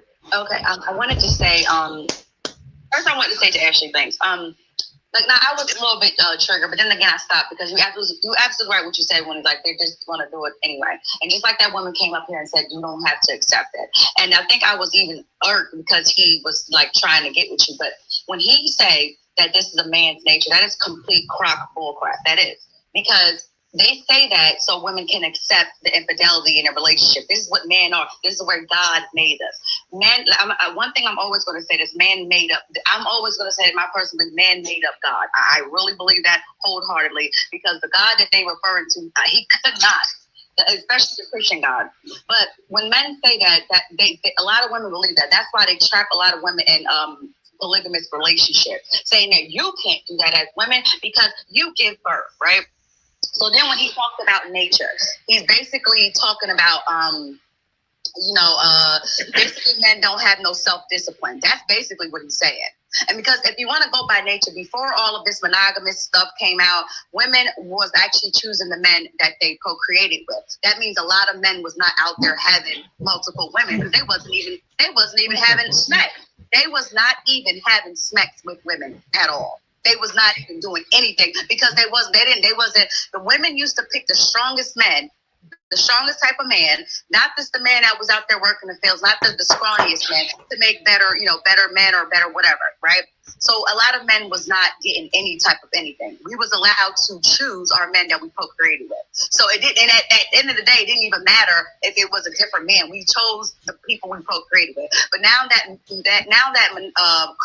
just religion came, men who could not get women was upset. So what patriarchy basically came up with is that every man should have a woman, even with a paycheck. So what No Sir is saying is completely wrong. That is the stuff that they use to tell women that this is how our nation build. That's that Hotep crap that they always say, nation building and all this stuff that they tell women, and it's bull crap. So at the end of the day, it's honestly, I don't believe no human is monogamous, but I think women have more self-discipline because of the way we are looked at in society as having multiple partners.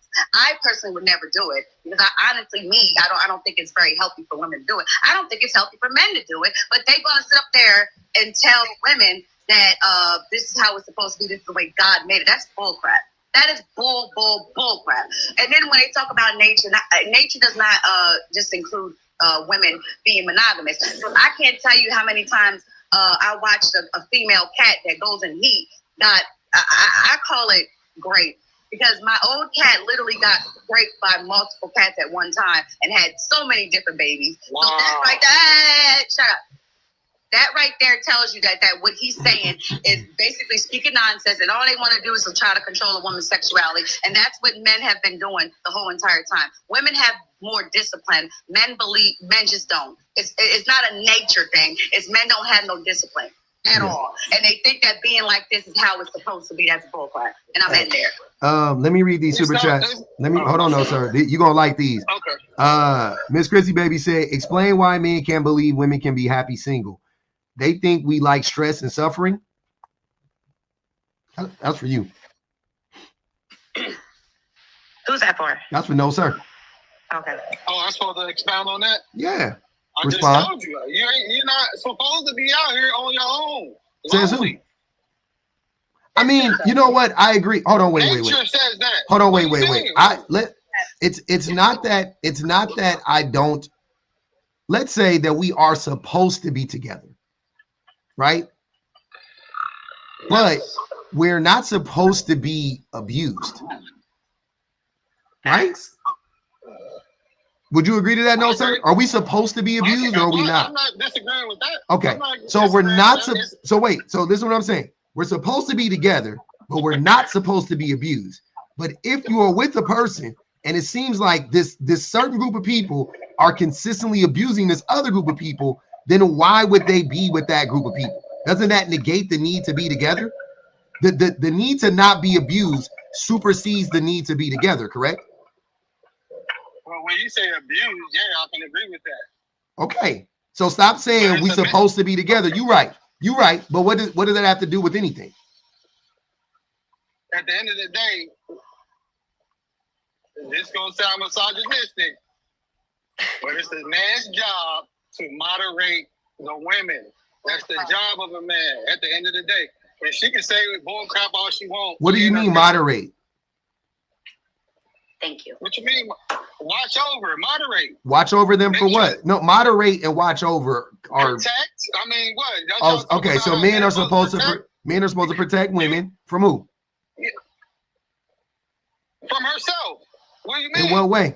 So women are. Hold on. Wait. Who is more self-destructive, men or women? Women, dog. What you women. mean? Okay, women are more self-destructive. Through nature. Sir, I'm not. You don't need to start lying about it. I'm gonna ask you the questions because I already know the answer. You're wrong. So women are more self-destructive than men. Okay. So why is it that when that single men don't live as long as married men? I don't know a single man, so I can't speak on that. That's not what I asked you. Single men don't live as long as married men. Do you know why that is? You talking about after they get old? Single men don't live as long as married men. Do you know why that is? I've never known a single man. So that's not what you've been single. What are you talking about? Not as an adult, no. All right. When I was a kid, yeah. Okay. Hold on. Obtuse. So obtuse. Hold on. Single men don't live as long. And one of the main reasons is because single men take more risks. They are more self-destructive than married men. They do stupid shit, just to break it, to put it bluntly. Single men do more dumb shit than married men do. Married men go, damn, I'm married, I can't buy no motorcycle. Okay. Married men, go ahead. I mean, what about war? I mean, men risk their lives in a lot of different ways. They also I mean, now women are more doing it more, but I don't think they should. Why did you think that what you said negated why didn't you just try to process what I just said? And the reason why that's important is because women make men take less risk. Women monitor men. You said men monitor women, which is a fucking lie. Women monitor us. We don't monitor them. They're independent. Women are like cats. They can exist. Like they can live. They don't need all the if you let your cat gonna find a way to eat. It's gonna hunt on its own. It's gonna be okay. Cats can bathe themselves, right? Cats are independent. Women are independent. They can do everything on their own, bro. They don't need you for shit. You don't add no, you as a man, right? And I'm saying the man part, not you as a person. You as a man, you don't add any value to a woman's life simply because you are a man. I can agree. I'm not disagreeing because in America, they kind of are like cats. So, and they're allowed to. Here you go trying to make a joke. This is not the time to make a joke. You said they were like cats. Yes, I know. Then you want to say in America. I'm talking about women in general. Women are very independent. They don't need you or me or men. They are. They've never been independent. Sir, they have always been abused by men. They have always been manipulated by men. They have always been controlled by men, right? Or attempted to be. But they are definitely independent. If a man is to protect a woman, they're gonna have to. They only need to protect women from themselves and from other men, sir. That's what I'm saying. From themselves, yeah, I agree. No, no. Women are destructive. No, sir. Men need to protect women from that man, and from other men. They don't need to protect themselves from the women. Like, what the fuck are you talking about? But I want Kristen to go, and then I'll let Tori go. Go ahead, Kristen. First of all, looking at the main topic, men are responsible for toxic women. I don't totally agree with that because I think that we have, because of what you just said about our cat-like mentality, we can be strong on our own. That also means that we have the choice to make a decision about the men we choose. Now, as far as whatever guy was just talking, no, we don't need you. We choose you. We choose to have a mate, but we don't need you to survive. Does that make sense? I won't even say to survive. I would add this. Men and women don't need each other to survive, technically. Correct. Right? I agree. Yeah. But what is wrong with y'all? Hold on. Sir, calm down though, sir. I do think though that I know this, that women don't thrive when they have a man as a group. Like women don't like men do not like make women live their best lives or propel women to success or like anything like that, right? But women propel men to their, to their happiest, to their healthiest, to their most successful. You see what I'm saying? I definitely agree with that. So yeah. So I don't think men and women need each other simply to survive. Eat, drink, shit, fart, burp, belch. You know what I mean? Like we don't need each other for that stuff. We can do that stuff. Correct. But do men need women to live their healthiest lives? Absolutely. Do men need women to live their happiest lives? Absolutely. Do women need men to live their healthiest lives? They can't. It's impossible. Like if you get a man, you are not going to live your healthiest or happiest life with a man. And I'm talking about in general, not for any woman, but in general, you're not going to live your healthiest, happiest life, because that man is going to drag you down 99% of the time. Do you always That's not true. A happy man when a woman. Oh, good. Go ahead, Chris. Do you really believe that a man is always going to drag a woman down? I just said it's not always. Oh, okay. Oh, all right. I'm sorry. That's semantics. Yeah. I don't think it's always. I think it's. I like to speak in general because the issues are so pervasive and so systemic that True. It only makes sense to speak about them in general and not. We don't have to speak in absolutes, but it's not much room when you know what I'm saying. It like I wouldn't even be up here talking about this stuff if it was like 50% of the time. Yeah, you know what I'm saying? Like I'll be like, 50-50. It's fucking like 98% of the time. If you get a man, he's going to drag you down. That's just the reality. If you get a husband, you know what I'm saying? Like you ain't gonna get happier because you got a husband. You would have been happier single, content, healthy, making enough money. You know what I'm saying? Like more than likely, if you had to weigh the two options, you're probably happier without your husband. Can I add to that to boost up your point? Go ahead. I was married for 15 years. I have 3 sons. Under that, I was single for 9 years. It was probably my happiest moments.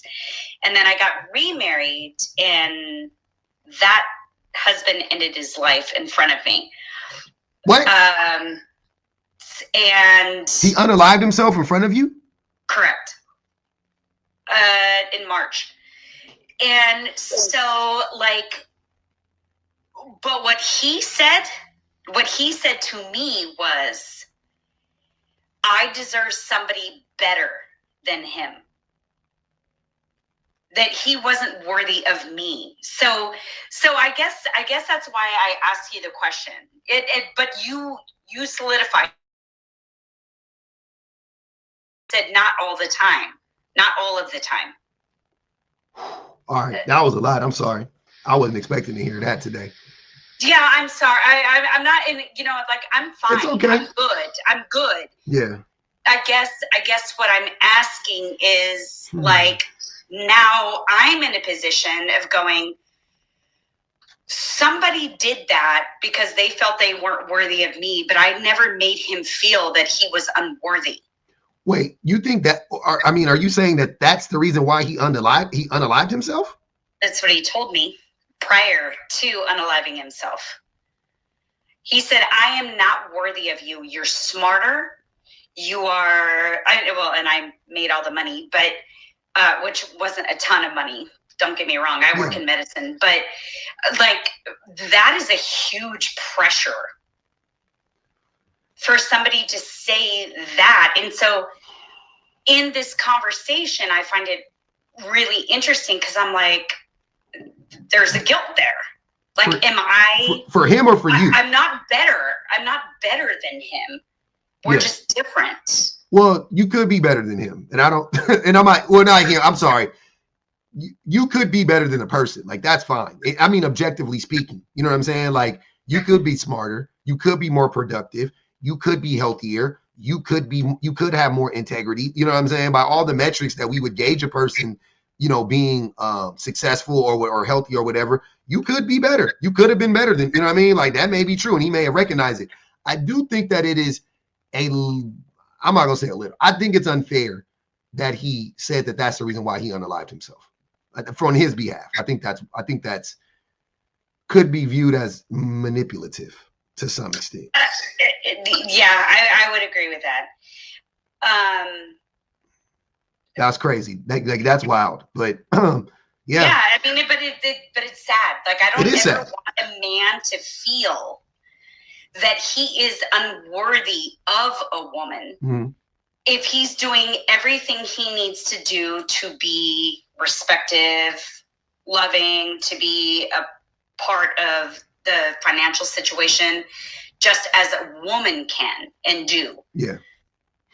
If he was trying to grind and work but he just wasn't making as much money as you, then whatever. You know what I'm saying? But he's still putting in the work. I hear what you're saying. That's fine. If he was, being honest and being forthright and all that stuff, and so were you, then okay, great. You know what I mean? Yeah, I respect that. Go ahead, Tori. I kind of want, Kristen, I'm just going to just say this. I can't fathom that, because what I was trying to say was, basically I was lost my train of thought. That was a lot. I'm sorry, guys. It's okay. I'm fine. No, it's all good. Fine, because I could tell you that I had two friends who are nurses that I went over to house, I visited her house, and then she called me 20 minutes later, her husband unalived himself in the back, but her ex-husband. Because I say that a lot of men, that's why I keep saying that men are codependent and women are independent. Because I get into the bed too. I can tell you from experience, the men who don't have women end up with me in nursing homes. I promise you. They slowly, they need women so bad to the point that when, even the married one, their women's left them soon as they had one stroke, right? These women drop it off and they just going about their life and they just go down here from there. Because I can tell you that men are codependent, because in their mind, they look at women as, I guess, helpmates, right? And that right there, if you believe in that sort of thing, that tells you that men are codependent and women are independent. So we never needed men needed us. Like, if you have to think about it in that aspect. So as far as that, a lot of men who are in divorces, they have a tendency to unalive themselves more than a woman who is supposed to be single with cats and lonely. It's true. I do. Yeah, so they have to tell women that you will be lonely and single with cats, but and what they're doing is projecting that how lonely they are, and that's why most of them commit a serial unaliving themselves before a woman would. Most of the time that women will, it don't always happen that women will unalive themselves because of a man. That doesn't happen. But it's probably because it happens because of the abuse and the thing that the men have done to them, right? Yeah. So then I wanted to also say that we start men literally put in place when it comes to society, when it comes to resources, so that women can need them. Men took the resources and then told men who could not get women that we're taking the resources so a woman would need you to be with you so you can not destroy the world. They had to put in place when it comes to religious belief, when it comes to society, they took all of that from women so women can need men. That's why when he used to say, are you serious? Without men, what would y'all do? We would actually live longer if we did not have the men that are attacking us. We should not need protection at all. Mm-hmm. The only reason we do need protection is because of men. Yep. We would be perfectly fine if men just leave women alone and stop harassing them. They don't get it. That makes sense. Also, that makes perfect sense. Also a way that men unalive women is they put all of these stressors on women, all these stresses on women, and then women unalive internally from dealing with all of this like pressure and, you know, doing all of this labor or whatever, and then women slowly break down over time, right? They develop rheumatoid arthritis, and they develop, what are those autoimmune diseases, and and things of that nature. So yeah, I mean, it ain't. That makes really good sense. Thank you. Yeah. First, I just want to finish it here. I just want to say that men are, like I keep saying that the when it comes to men, I think that the majority of them they need women to need them, and I kind of find it pathetic. Because I really do. Because the first thing they said, what about the infrastructure? What about all that stuff that y'all did on y'all own to try to make y'all lives better? But then I was like, oh, it's just for women. We build society. You also destroy it as fast as you build it. And then when it comes to like protection, if it wasn't for men, again, we would not need protection. If it wasn't for men, we would not have a lot of wars. If it wasn't for men, we would not have jails. It's literally because of y'all. So at the end of the day, men are the solution, the problem at the same time. Yep. So as far as toxic women, I believe that wholeheartedly, because no woman comes out being mad at man. That's not a genetic trait.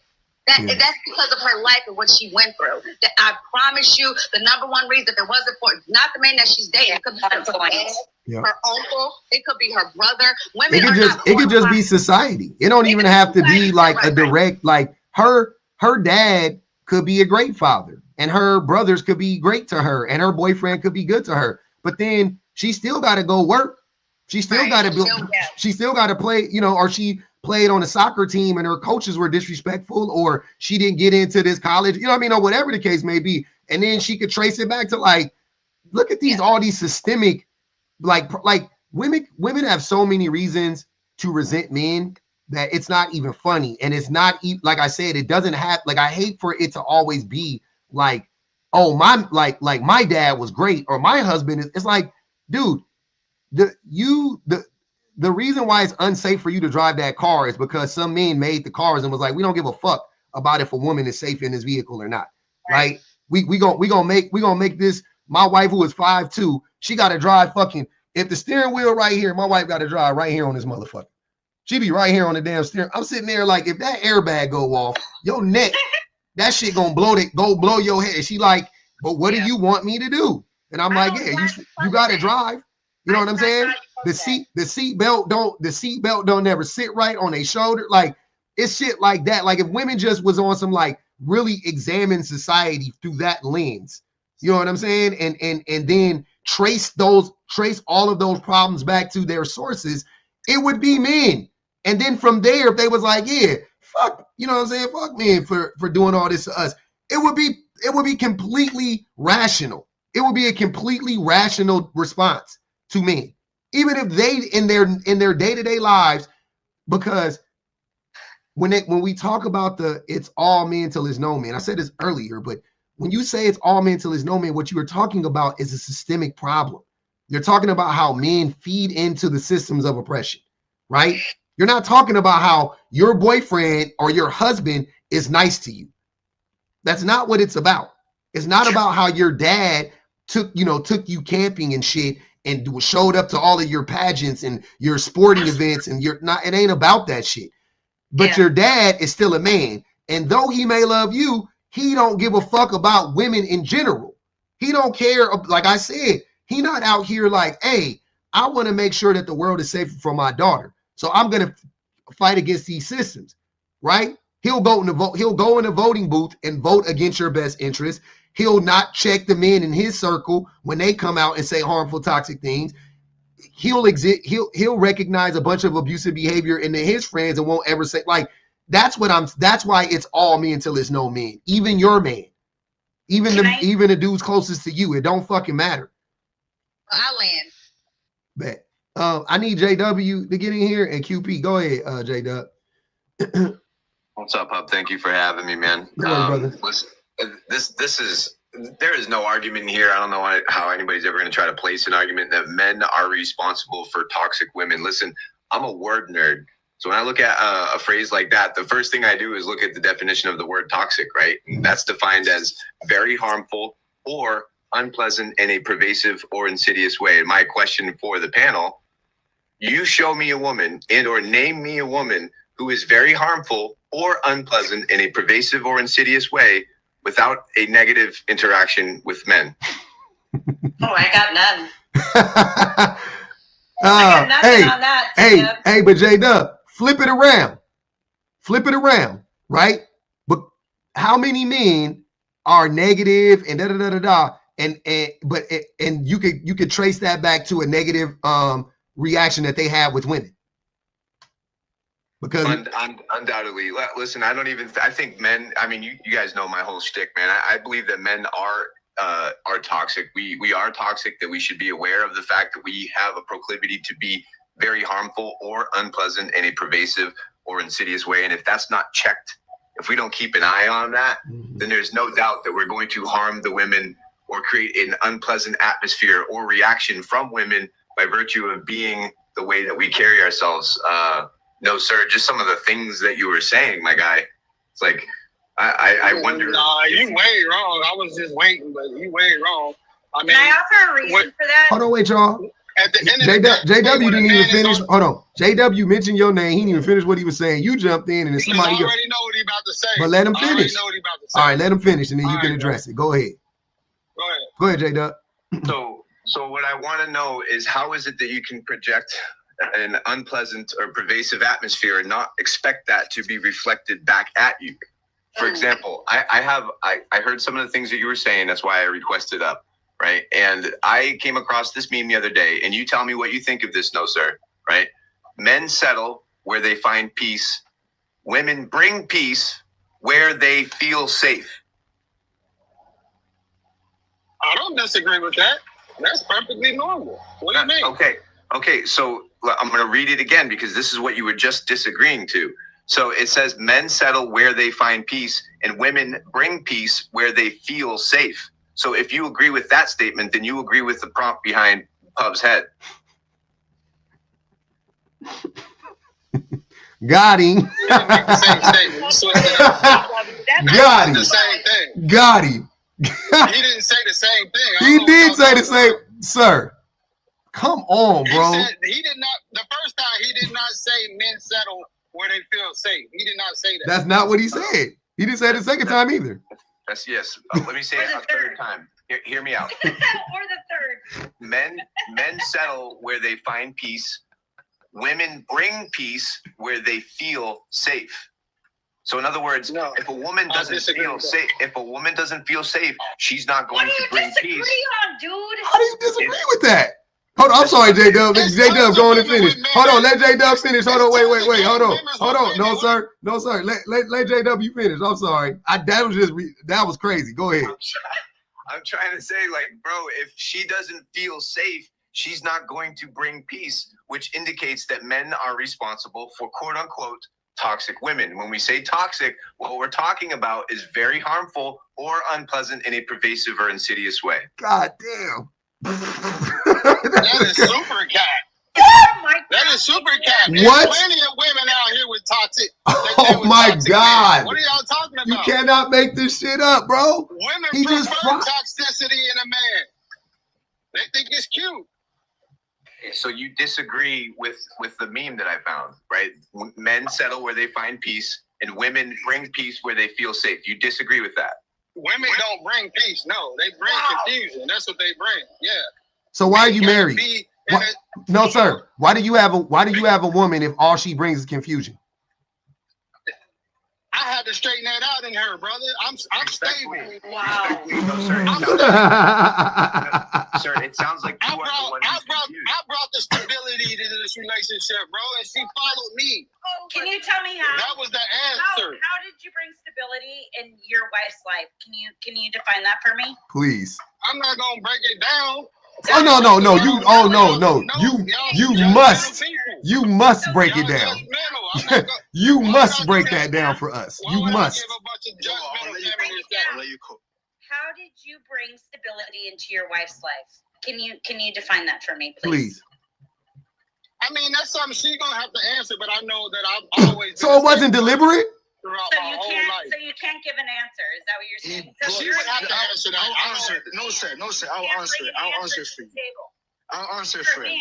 He brought stability to his wife's life because he's a man. As being a man, brings stability to a woman's life. You bring destruction to women. I'm sorry. That's it. You bring destruction, you British bomb.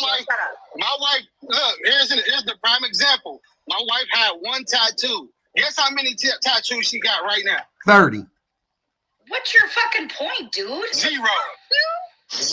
Oh, you made her remove her tattoo? Oh, wait. You made her remove her tattoo? Yeah, she got rid of it. Where was it at? No, she didn't feel comfortable having it. What was it? Hold on, y'all. Wait. No, sir. No, sir. What was his name? Yeah.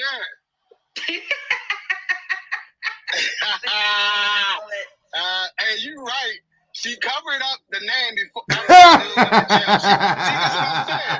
nigga was crazy, bro. That did it.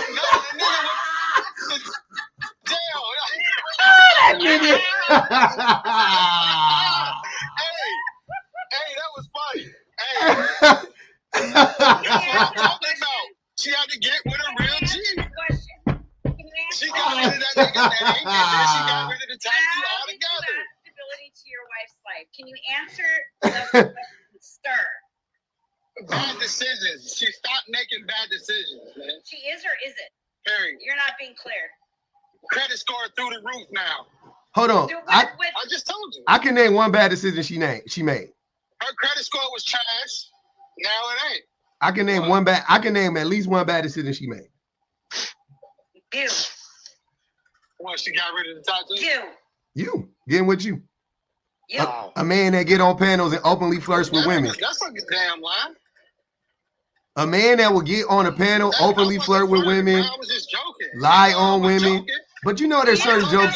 You want to take shots at me, man. I ain't taking a shot at. I'm telling you the truth. Wow. How was that a joke? How was that taking a shot at you? Ashley Banks, bro. Her name is Ashley Banks, man. Don't y'all know who Ashley Banks is? This is Public's panel. Who is Ashley Banks? Y'all know who Ashley Banks is? Y'all know where that name come from? Do y'all know where the name Ashley Banks come from? We know, sir. It's all right. Hold on. Let me read these super chats. Hold on, y'all. Let me read these super chats, and then I gotta let everybody go. The new people. Cheating isn't a moment of weakness. It's an intentional act. Damn, that was late. Did I miss that one? Miss Chrissy Baby said a woman's first betrayal occurred as little girls. Absolutely. The only time my dad took us camping, he was on the run. Goddamn submissive providers. That's crazy. Oh shit. Not y'all was on it. Now he was on the run. Oh man. Okay. Hey, Public, can I say one more thing? Yeah, go ahead. I'm sorry. I just wanted to offer something earlier on. So talking about men, has anybody on this panel ever read the book on I can't say it on TikTok, Unaliving?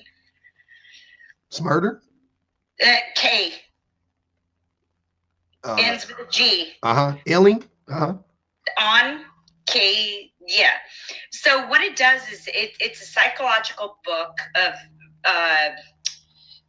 military where it sort of defines how boys from growing up get this sort of mentality. And so it's really significant in the sense of what we're talking about is that boys are inbred. I have 3 sons. Boys are sort of inbred with this thought process that they have to play with, like boys' toys, military things like army men. I mean, I'm 50, so it sort of pre-programs their minds into a sense that they have to be in this mode. And I'm wondering, maybe you can offer something back with this, does that have anything to do with the toxicity of men and women? Wait, so you're saying, okay, well, that's indoctrination, just like when we were kids. Correct. When you have boys and girls, like they would give the boys the army stuff and the superhero stuff, and they would give the girls the dolls and the easy baking oven. That was conditioning, and that was indoctrination. And it's weird that some women like me who did not like none of that, and I just like to play outside and me either.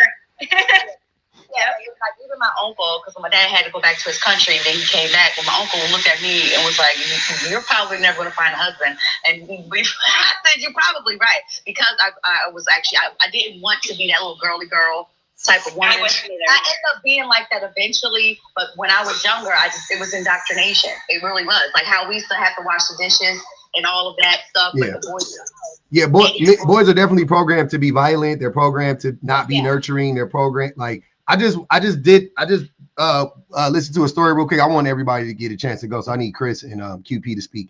But I can drop down if you need me to. No, you're good. So I was reading. I mean, I watched this clip. This dude, this one, King Von's, the mother of his child, took her 5-year-old son out of football because the coach sprayed water in his face. The kid started crying, and the coach was like. Said something like bad to the son, something like, "I'm gonna put you over there to cheerleaders," which was like homophobic and all types of weird shit. The mom heard him, stepped to the coach. The coach responded and said, "There ain't no crying in football," or something like that. And she was like, "Okay," and she took her son out, right?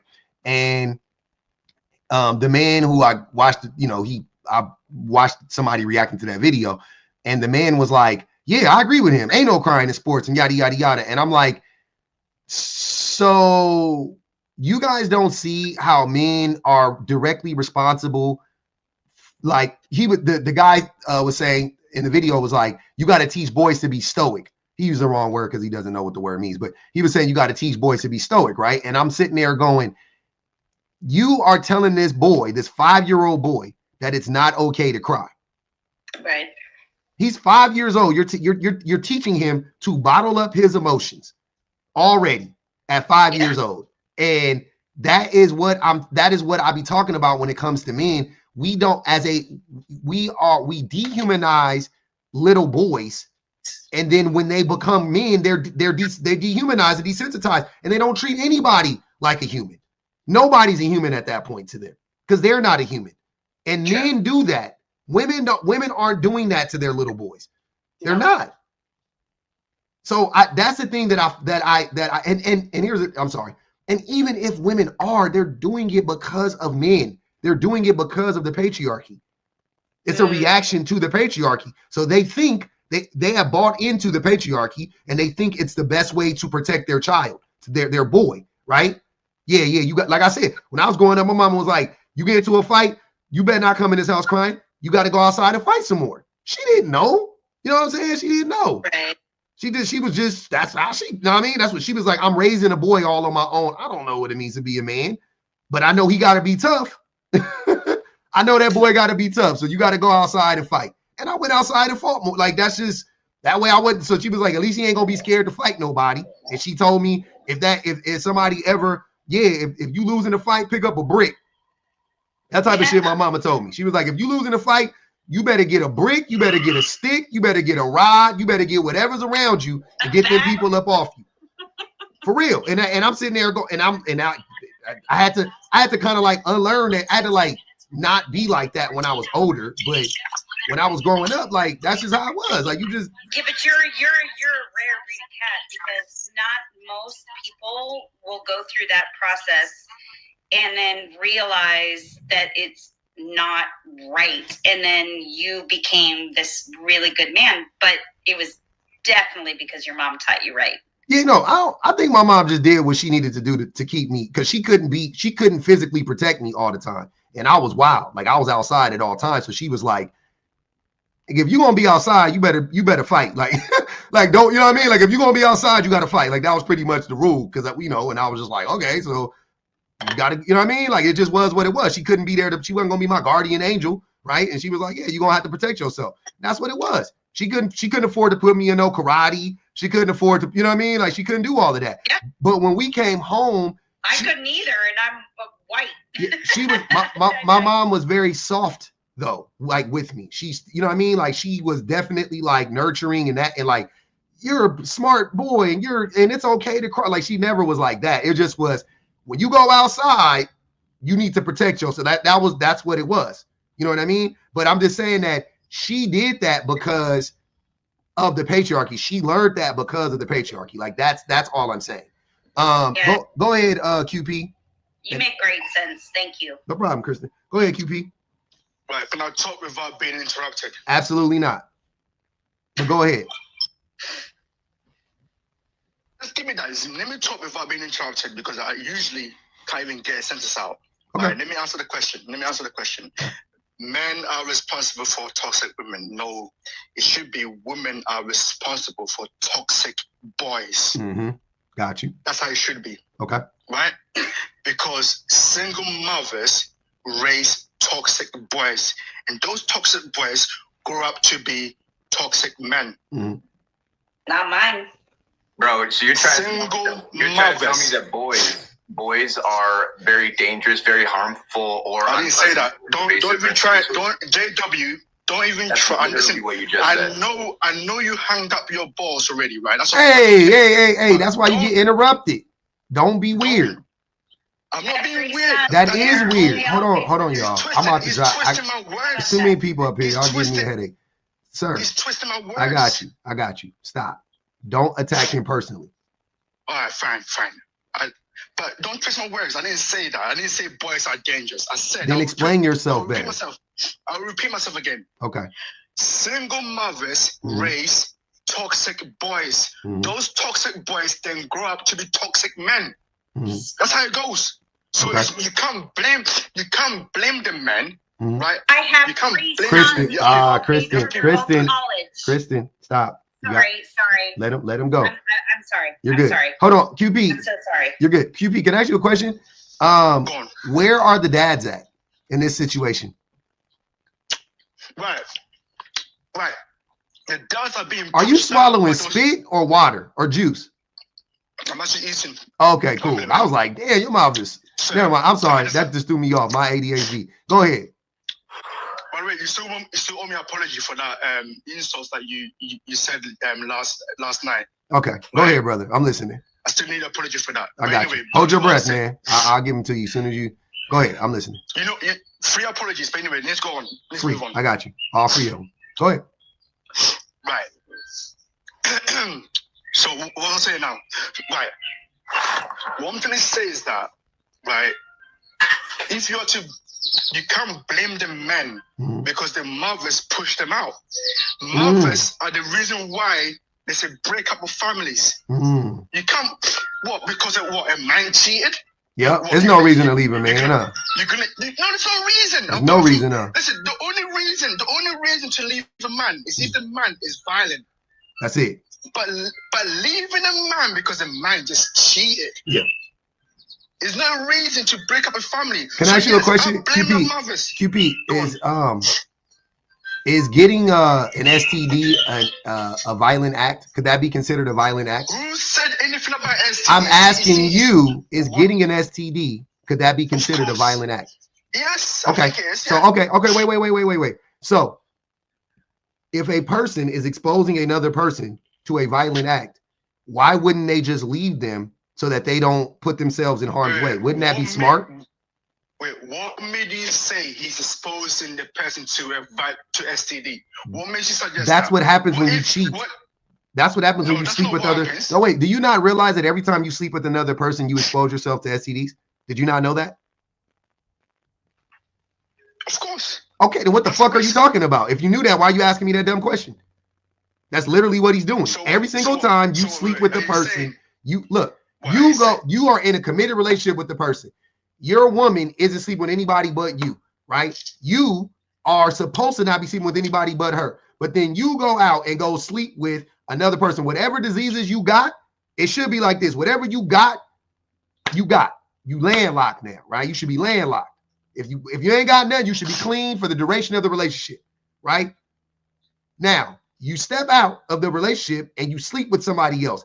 Even if you don't bring back anything that time, you have now exposed her to STDs. So it's literally like a train on a track and a woman is sitting on the track and you are the train, or the STD is the train, and they can see the track, they can see the train coming. And you are basically saying it is not right for a woman to get up and remove herself from the track. That's no reason to leave the train track. She should just wait till that train hits her. Right. I think we have derailed what I was saying a little bit, right? Because now we're focusing on cheating. Pun intended. I don't want to. Cheating is the minor, right? Right. One thing to say is that, right, you can't blame the men for toxic women, right? You can only blame women for that. Women are toxic. Okay, so somebody asked a good question. Miss Chrissy Baby said, so how do we explain why QP is so toxic? Are you toxic because of your mother? I was getting ready to ask that. I swear I'm not toxic. You're autistic. What'd you say? One minute.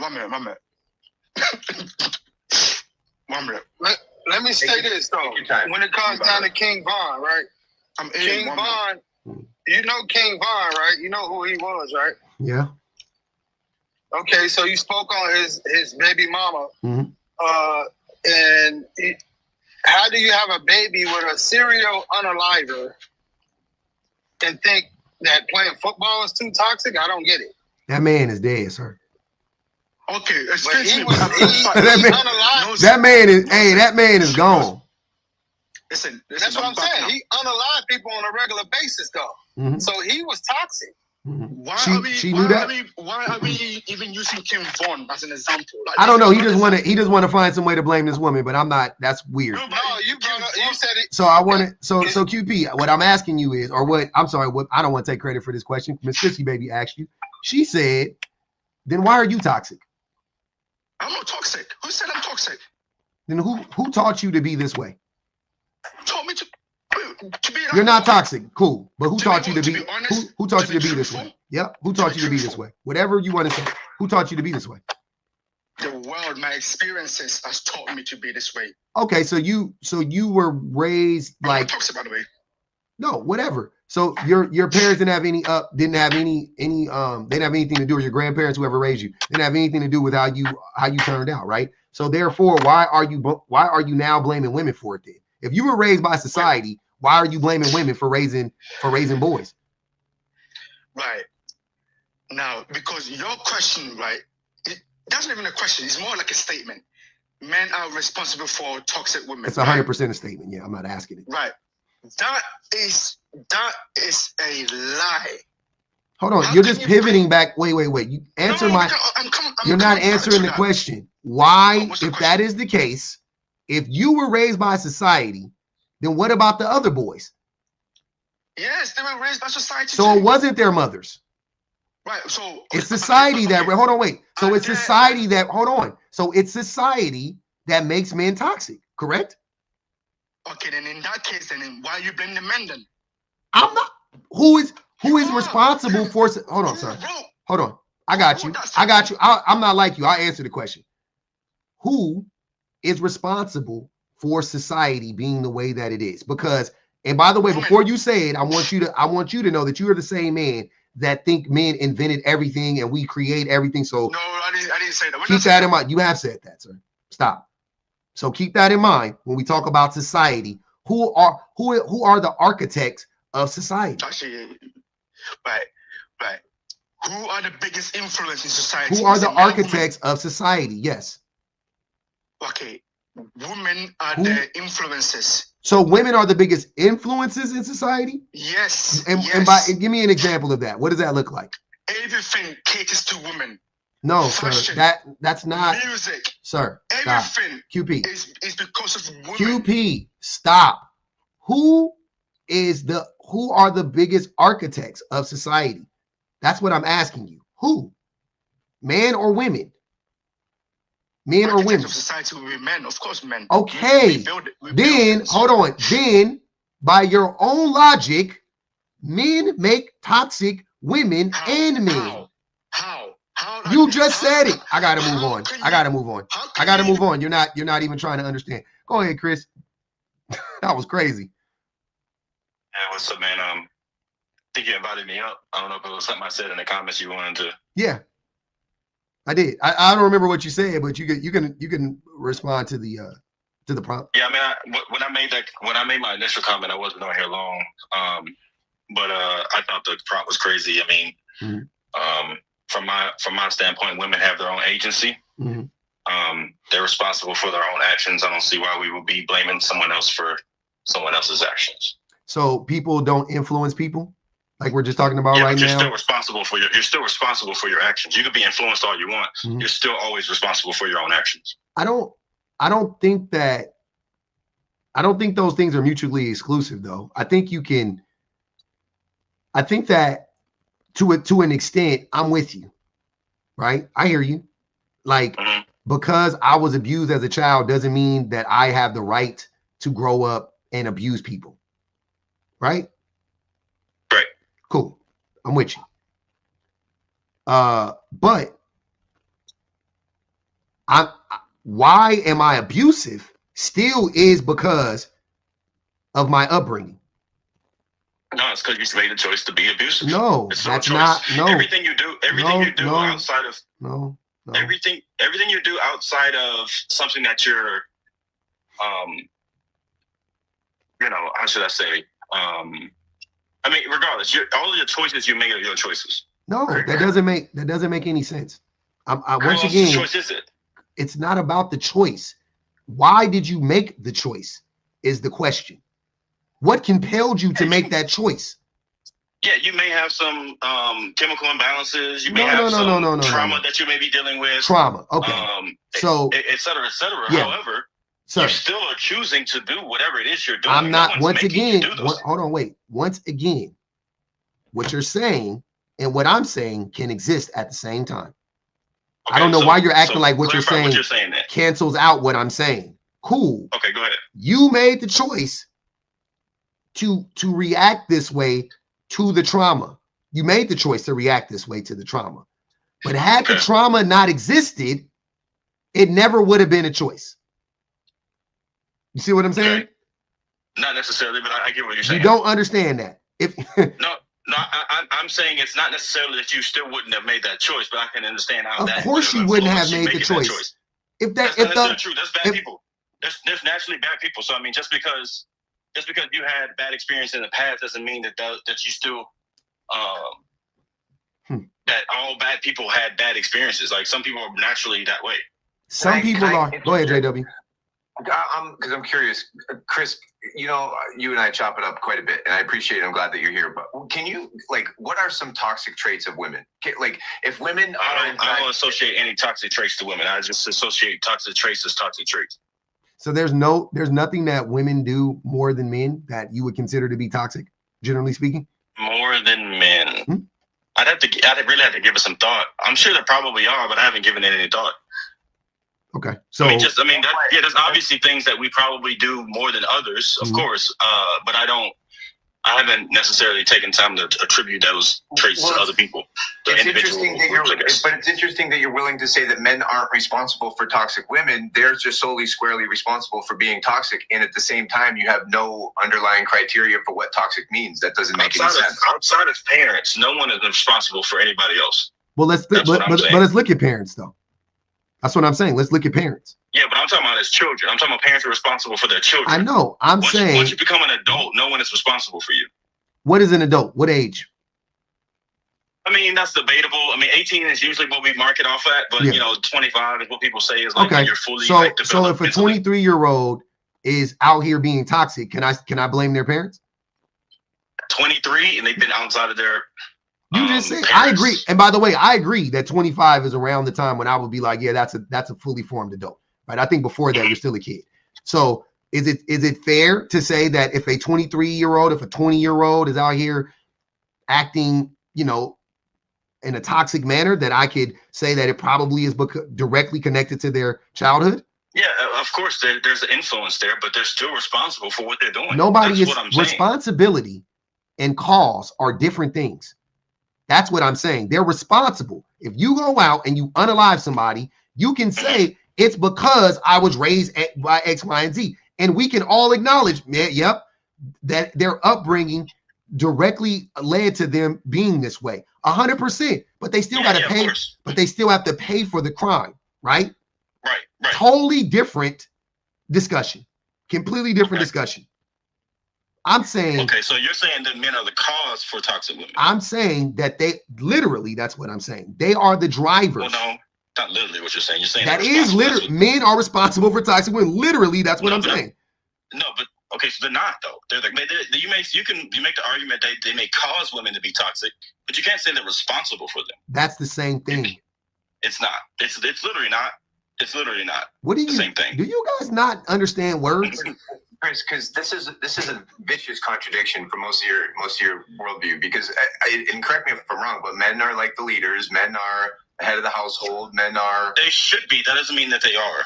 Right. So the exact definition of the word responsible is having an obligation to do something, or having control over, or care for someone as a part of one's job or role. Okay. That's what it says. Having an obligation to do something, or having control over or care for someone as part of one's. Yeah, I don't think men are in control of women.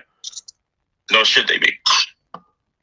But the whole red pill kind of ideology. I'm not red pill, bro. I'm not red pill. I disagree. You are. Yeah, to me, you are. I mean, you guys can disagree all you want, but I don't subscribe to the red pill movement. But you subscribe to their ideology. But there's a lot. There may be certain things that they say that has some validity to it, but the whole. Yeah, you subscribe to it. Nothing they say has validity to it. Okay. I mean, that's your opinion. That's fine. Yeah. That doesn't mean that I'm.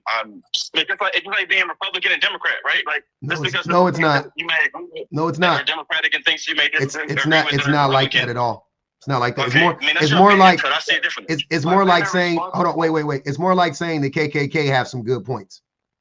No, that's not what I'm saying. That's what I'm trying to tell you. It's not like comparing Democrats and Republicans. It's more like comparing extreme right-wing extremism to fucking regular people.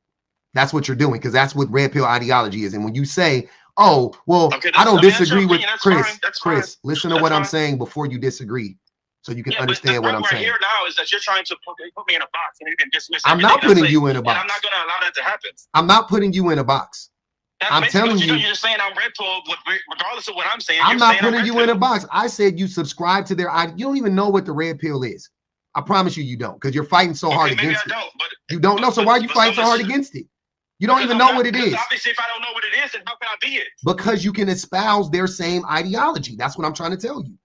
You just don't know. The thing about red pill is the things that Chris, you've heard from me is that Chris, everybody's responsible for their own actions, and that's red pill. No, sir. I hate when you guys try to gaslight me. It's one of the most annoying things ever. That's not even what I'm talking about.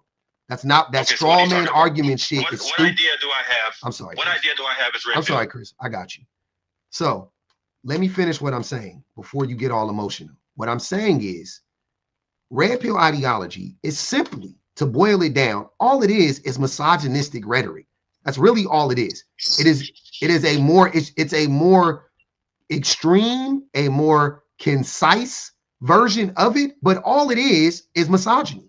Repackage is something else, right? That's all it is, right? So when you come up here and you say that men aren't to blame for toxic women, right? And then you say that everybody's to blame for their own behavior and all of this stuff. What you are doing is you're minimizing the effects, the negative effects of the patriarchy, which by proxy in this instance would make you a misogynist. You are being misogynistic when you do that. And I know that might be a hard concept for you to understand, right? But that's what it is. When you defend toxic behaviors of men, I'm defending toxic behaviors. You are excusing them. You are trying to, at least. I'm not allowing it to happen, but you are trying to. You want to create a system where women don't have their own agency, that all of the choices that they made are because of someone else. No, and I'm the one that's excusing toxic behavior. No, we live in a society that does exactly what you just explained. And if anything, Public and I are trying to break out of that idea. So the way to break out of it is not to give people agency. It's just ironic to me that you're willing to give women agency on this particular point. When I've always given women agency. What do you mean? Give me an example where I've not given women agency. Most of the rhetoric connected to anything that has to do with misogyny and or red pill I'm talking about me. It's like you're having a conversation with someone else that's not me. Okay, so you don't think that this prompt is correct, right? Correct. Right. So what I'm saying is that it's kind of contradicting to say that this prompt isn't correct, or that responsible is the wrong word, when responsible is literally defined as having control over or care for someone as a part of one's job or role. Men like you are usually making a case that it's their job to play the role of man and put the woman in her place so that they can. Yeah, I don't agree with that. I don't have that opinion. Can he finish what he's saying, Chris? Is that okay? Yeah, but before you respond, fine, but is it okay? Hold on, wait, Chris, is it okay for people to finish what they're saying before you respond? Can you let somebody finish? Like, seriously, like, this is crazy. Just let them finish, bro. I don't get it. Go ahead, JW. Like, let me ask if you do. I mean, maybe you've changed some of your standpoints, but based on the conversations I've had with you in the past, you believe in like the atomic family, right? That the father's the leader of the household, right? These are ideas that you think should be valued. No, that's not the way that I think. I think that it should be. Everyone should have their own. It should be. How can I put it? I don't know how else to put it. I mean, everybody should have their own agency. Oh no! How else should I put it? I mean, listen. If that's, I've never really heard you say that before, so that feels new to me. I mean, we've never had this conversation. We never had a conversation like this. We've had a lot of very similar. I mean, I run a prompt that says men are toxic. You're there all the time. We talk about it on a regular basis. Yeah, I mean, I don't agree with that statement either, but that doesn't mean that I believe that men should control women and that women shouldn't have their own agency. How are men toxic to women and men? Well, the idea, in order to prescribe a characteristic such as toxic to men, to me, it would have to be the vast majority of men have to meet that standard, and I don't agree that that's true. Okay, so how aren't men toxic when So the same way, and I don't. At one point in time, I hate asking the question to today because I know a lot of black men that think this way actually don't think they. A lot of black men who are misogynistic conveniently aren't they don't see race either. So I won't say right now, but at one point in time in history, in this country specifically, would it be safe to say that in general, white people were toxic? In America, you're saying? Mm-hmm. Yeah, I would say that. Yeah. Okay. And that is because of the institution of slavery, right? Yeah, not just that, but yeah, there's but no, more that'd be the largest reason why, because of how they treated black people as a group. No, I don't think that's the largest reason why. You said what? I don't think that's the largest reason why. No, but slavery wasn't the largest reason why. What was the largest reason? Well, it was the support of the idea that black people were less than. I know, I agree. Which we're saying the same thing. So it was because most white people agreed, right? And if they didn't agree, then they didn't stand up to fight against this. Which same thing, right? Mm-hmm. Okay, cool. Yeah. Okay, yeah. Apply that same logic to men today. Okay, what are men doing to combat the negative effects of the patriarchy for men, women, and children? What are we doing? What the negative effects you said? Yes. Which are what? Wealth inequality, disease, famine, sickness, wars, death. Oh, are we talking about America or are we? Yes, America, Mexico, Ukraine. Yeah, people are starving in America. Yes. Famine is not a big issue in America, bro. Yes, it is. But wait, the thing, and if it is, it affects men more than women. Hold on, sir. Hold on, Chris. Men and women. Sir, I'm tired of you trying to nitpick and gaslight. You get the idea of what the fuck I'm saying. Remove it. Remove that part if you disagree with it. The rest of it applies. Okay. God damn. Okay, what's the other part you mentioned? You said wealth inequality. Oh. I mean, as far as wealth inequality goes, I mean, as far as I understood more recently, that more women are going to college than men are. And I know that college is one of the biggest proponents as far as being able to build wealth in your later stages. So, I mean, I'm not seeing, I mean, obviously at this current time, there's a wealth inequality, but there have been steps that have been made in order to rectify it. Instead of trying to argue all of the things that the examples that I just said, when you can't argue them. No, I'm trying to see Chris, if I agree. What you are trying to do, hold on, Chris. What you are trying to do is gaslight me. Stop. I'm not. It's really, I'm telling you, bro. I don't know if you. I'm going to give you the out of maybe you don't know you're trying to gaslight me. Maybe you don't. I'm gonna concede that. I'm not gonna make the assumption that you are doing it intentionally, but that is literally what you are trying to do. And I'm just asking you to not do it and answer my question. That's all I'm asking you to do. What's the question then? What's the question? You know the question. You know the question. You're asking me, are men contributing to the, I guess you would say, oppression to women today? Is that what you're asking? How are men not stopping the oppression of women? I don't think there's oppression of women today, bro. So women aren't oppressed. I do not think they are. No. Okay. And that's why I didn't ask you about racism, because I'm scared to ask this next question. Are black people oppressed? Yes. Okay. So black people are oppressed. Are black women a part of black people? Yes. Okay. Okay. White women aren't oppressed. Asian women aren't oppressed. None of those other groups are oppressed. But black people are. Okay, so wait. Your argument is that if black people are oppressed, therefore black women are oppressed, therefore women are oppressed. That's the connection you're making? I mean, that's a part of it. I just wanted to understand. I just wanted to see more if you could see racism, but you couldn't see sexism. And the craziest thing is that you think I do see sexism. You do see sexism, okay, but you see it the other way around. You see women being sexist to men. I see it both ways. I do think that women probably experience sexism more than others. Okay. If women experience sexism more than men do, is it close? Is it close? Mm-hmm. I mean, I don't know. There's a lot of things that aren't addressed when it comes to men. So I don't know. I have to give it some thought. Can I try a different tack here? Like genuinely curious. In this society, when a woman marries a man, traditionally she takes on his name, correct? Yeah. You realize that that's in the literal definition of the word patriarchy, correct? Okay. Right. So we do live and function in what we call a patriarchy, and in a patriarchy. Let me ask you this though. God damn, he just started talking. He just started talking, Chris. Can he finish?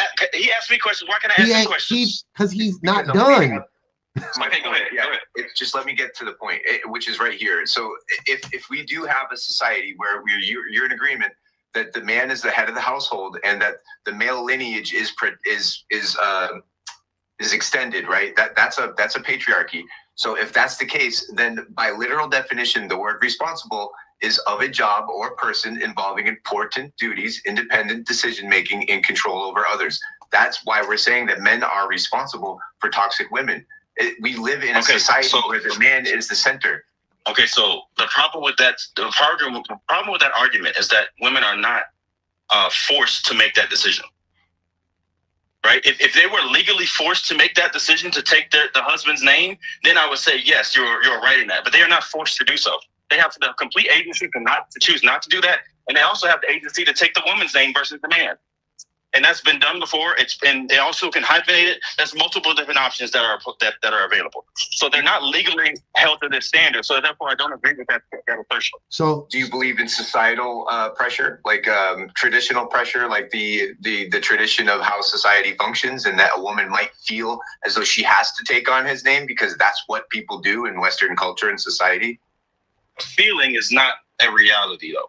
Just because you feel a certain way doesn't mean that you're actually. Just because you will feel oppressed doesn't mean you are oppressed. But societal pressure is a real thing. Wait. I'm sorry. Say that again. Just because you feel oppressed doesn't mean you are oppressed? Yes. Okay, I could agree with that because a lot of white people feel like they're oppressed by black people, and a lot of men feel like they're oppressed by women. But feeling oppressed is definitely a part of oppression. 100%. It's a part. Yeah, of course. They're not exclusive to each other. Yes, you can feel oppressed and be oppressed, of course. But just because I'm just saying, just because you feel that way, just because you feel oppressed, you're not oppressed. I agree. Just because. Yeah, I agree. Right. Well, that's like saying just because you feel like men aren't responsible for toxic women doesn't really. It's not a feeling, bro. It's not a feeling. No one is responsible for anyone else's actions. I'm sorry. You're never going to sway me on that. Then that's sad. That's toxic. So you believe other people are responsible for other people's choices. So if someone does something that's toxic to one individual, they should be the other individual should be held responsible, not the person that made the decision to be toxic. Was slavery a choice? Slavery was not a choice. No. Okay. Of course it wasn't. Of course it was, Kanye. So rationally speaking, if the option is, like, for an example, how far do you work from home or do you work in an office, or have you ever worked in an office? I've done both. You've done both. Okay. Did you need a car to get to work? Yes. Right?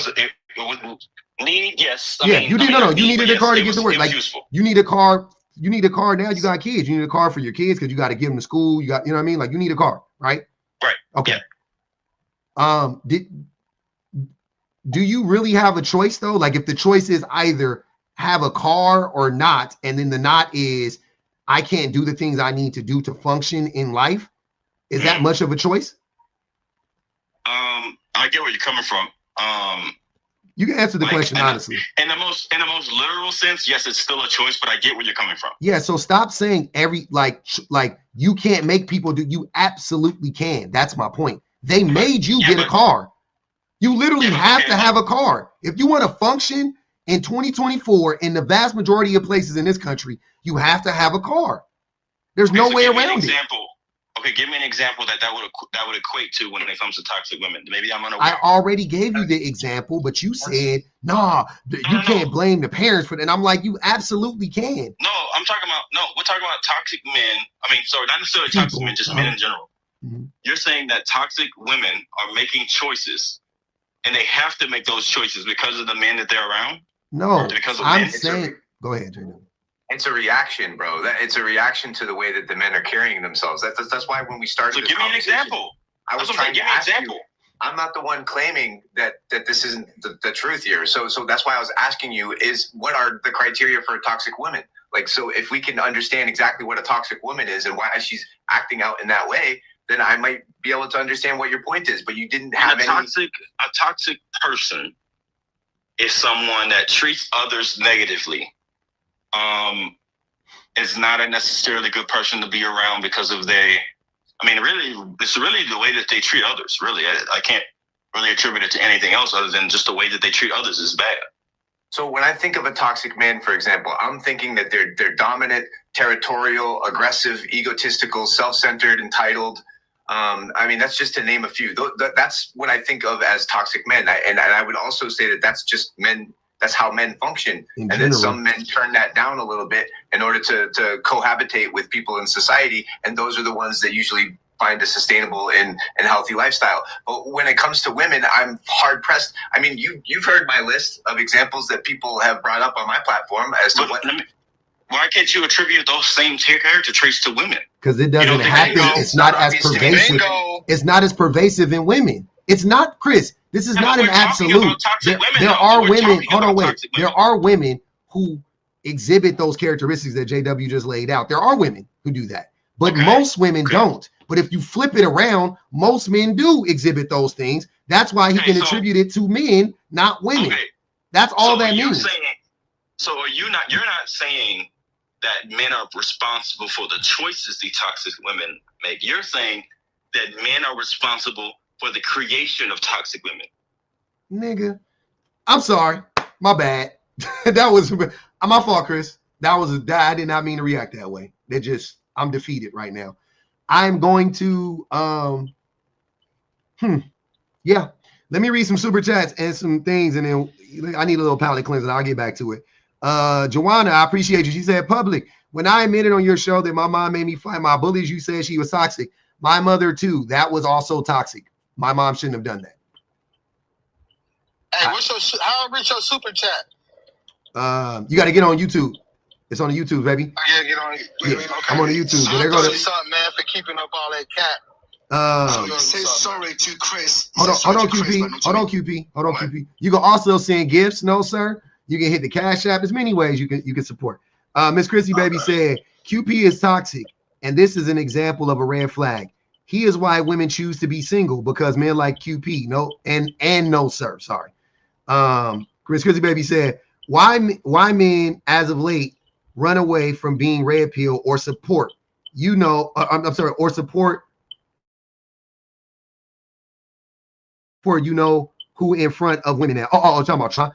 But the red pill still oozes out, because the reason why men are distancing themselves from red pill, or like being identified as a red pillar, is because of the visceral reaction people have to red pillars. So Chris is intelligent enough to know I don't want to be identified as a red pillar. That's not going to go over well in polite society. So he goes, I'm not a red pillar, but then turns around and it says all the shit that red pillars say. Right? So that's what I'm saying. Red pillars are usually men that they feelings, they heartbroken by women. No, they haven't. That's a lie. What I've said, that's red pill. I'm really just trying to everything you've been saying is red pill. Let me keep going. Literally, I'm not playing. Everything you have been saying is literally ripped from red pill. You don't agree that people are responsible for the. Here you go, about to gaslight me again. I hate when you. As soon as you start off with that type of, I already know. As soon as you say, so you're telling me that I already know you're trying to gaslight me. Just stop. I've done it before, Chris. I know what it feels like to gaslight people. Stop. I'm not gaslighting you. You are trying to. It's not working. You said everything that I've said is red pill. Everything you were saying is rooted. You are using that as what you are doing is you are trying to use that as a reason to negate this, which I've already gone over. They are not mutually exclusive. That's not gaslighting. That's just disagreeing with you. I'm sorry, real quick, JW. Let me finish. I'm sorry. Okay. Reese Schuyler said, Chris, quote unquote, I'm not red pill. Also, Chris, he says every red pill talking point can't shut up and listens to argue.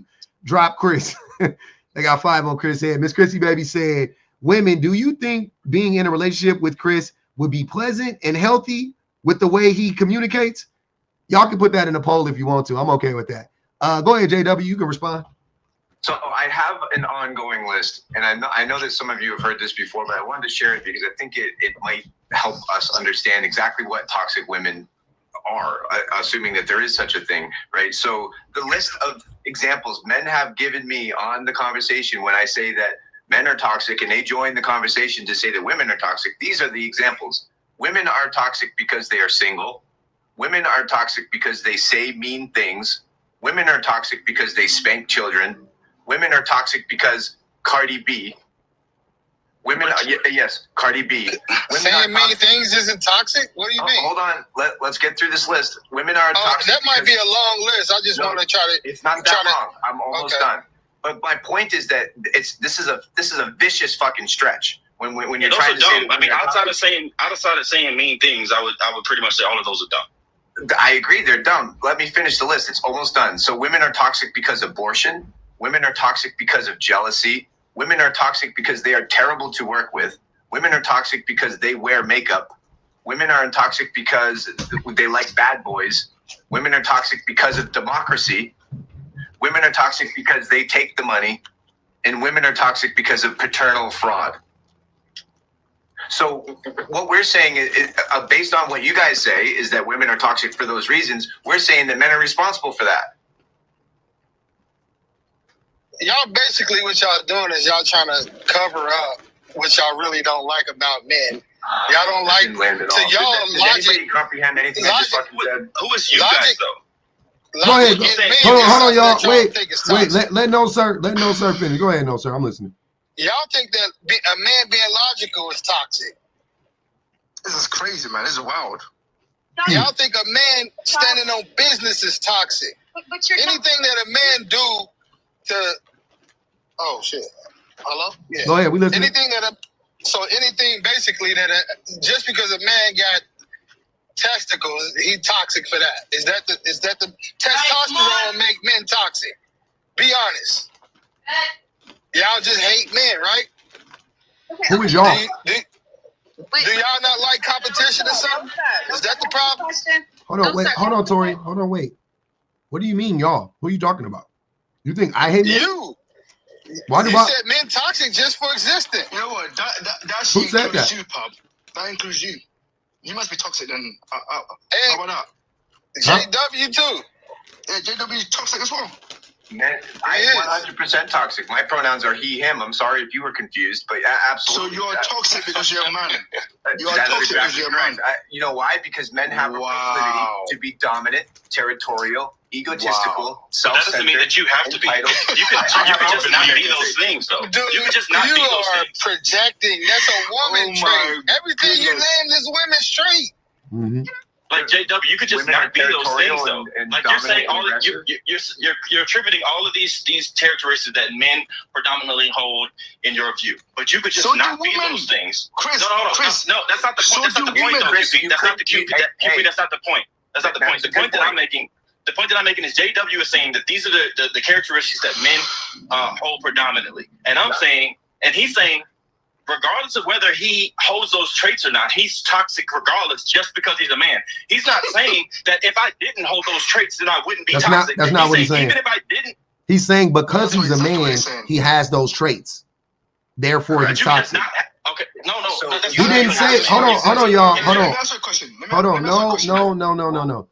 JW is acknowledging his role in the patriarchy. That's all he's doing. That's all he's saying for all intents and purposes, right? He's just saying, me as a man, I have contributed to the patriarchy, right? Which is a negative system of oppression. He probably still does. I don't think he does it. I don't think he does it anywhere near to the same extent as he used to, and I don't think he would do it intentionally. But he's just saying because he has been indoctrinated, it is a possibility. Okay, so let me ask you this. One question. Hey, I'm tired of y'all interrupting. I don't know how many times I got to say this. I've been letting y'all talk this whole time. Just fuck. Let me finish. So what I'm saying is that it's kind of crazy. It's kind of crazy because men like me and JW, all we are doing is acknowledging our role in this as men. And all you guys are doing is denying your role in it. That's the argument here, is that there are a group of men that are willing to acknowledge, because I am a man and because I was raised a man, this is what I've done. This is how I've hurt women. This is how I've hurt other men. This is how I've contributed to this system of oppression. That's all we're saying. And all you three numbskulls want to do is go, not me. Not me. I ain't never done that. Oh, no, I'm probably never. And I'm sitting there going, like, you're doing it right now. How are you going to say you've never done it? And you're literally doing it right now. That's what all of these arguments boil down to. You have a group of men, very small group of men, that recognize that we got it wrong. That we've been pretty fucked up and we've done some fucked up things to people. That's it. And we're taking accountability and responsibility, the words Chris loved to use. We're doing it. We're just taking the responsibility of it. And then we're trying to help other men take accountability for the things that they do so that they can stop doing it too. Instead, y'all want to deflect. You want to fucking argue. You want to fucking be weird, QP. No, sir. Y'all don't have, like, what the fuck is happening? Grow up, bro. You are the problem. Can I ask you one question? Go ahead, Chris. It may turn into two, but do you believe because you may have some toxic characteristics, you can then label yourself, you must then label yourself as toxic? You can't be a little toxic, right? What? No, you can't. Like, because toxic is an extreme. I'm telling you, toxic is an extreme. So you can't be a little extreme. Extreme is extreme. So I can't be a little toxic. I'm either toxic or I'm not. Maybe that's a disconnect that I have with you, because I don't agree that you have to be, that toxic is this extreme thing. It is extreme by definition. That's how you see it, though. No, it's not how I see it. It's by definition. It is that's what I'm trying to tell you. By definition, toxic is extreme. By definition. So if I'm toxic, I'm extreme. Right? Yeah, it's something like the Christian philosophy, bro. Like, the whole Christian idea is that you're born a sinner and that you should probably keep your eye on the proclivity, the human nature of sin, so that you don't perpetuate that behavior going forward. All we're doing is we're saying that men are toxic. I think it's both socialized and innate, and two things can be true at once. But it's probably a good idea to keep an eye on the proclivity to perpetuate toxic behavior. The same way it's a good idea to admit that you might be sinful, and it might be a good idea to admit that you could keep an eye on the proclivity to sin. And it's a similar idea. It's not making it a religious thing. I'm just saying that it's sort of connected. So if you believe in anything that has to do with Christianity, it's like, well, this is the same argument. We're just saying you should probably keep an eye on the proclivity as a man to perpetuate the harmful behavior, especially towards women. I don't think you can see anything wrong with wanting to keep an eye on that type of behavior. What I have an issue with is that regardless of your behavior, you're toxic. That's basically what you guys are saying. No, that's not what we are saying. That's not what I'm saying. I don't think that's what JW is saying either, but that's definitely not what I'm saying. You can no longer, you can get to a place where you are no longer toxic. You definitely can. No, but you're saying, but I thought we lived in a patriarchal society, and therefore, if you live in that society, you're innately toxic if you're a man. Innately? That's what JW has said. Listen, I know I'm listening. I said maybe JW is saying something different than I'm saying, because I'm not saying it. I'm letting him speak for himself. That's what JW said. JW said that because you're a man, you are toxic. That's what you're saying. I am saying that no matter what, throughout your life. That is what. By the way, JW, I give you a chance, right? I give you a chance. I want JW to explain what he was saying. Go ahead, JW. Without a doubt, throughout your life, if you're a man, you are toxic, and that's not a bad thing. It's just something that you should keep an eye on, because if you're not self-aware of it, then you're not going to be able to fix it or correct it. And then if you have, so it's like if you're an alcoholic and you stop drinking, that doesn't mean that at some point in the future I can go out and have a drink. That's probably a bad idea.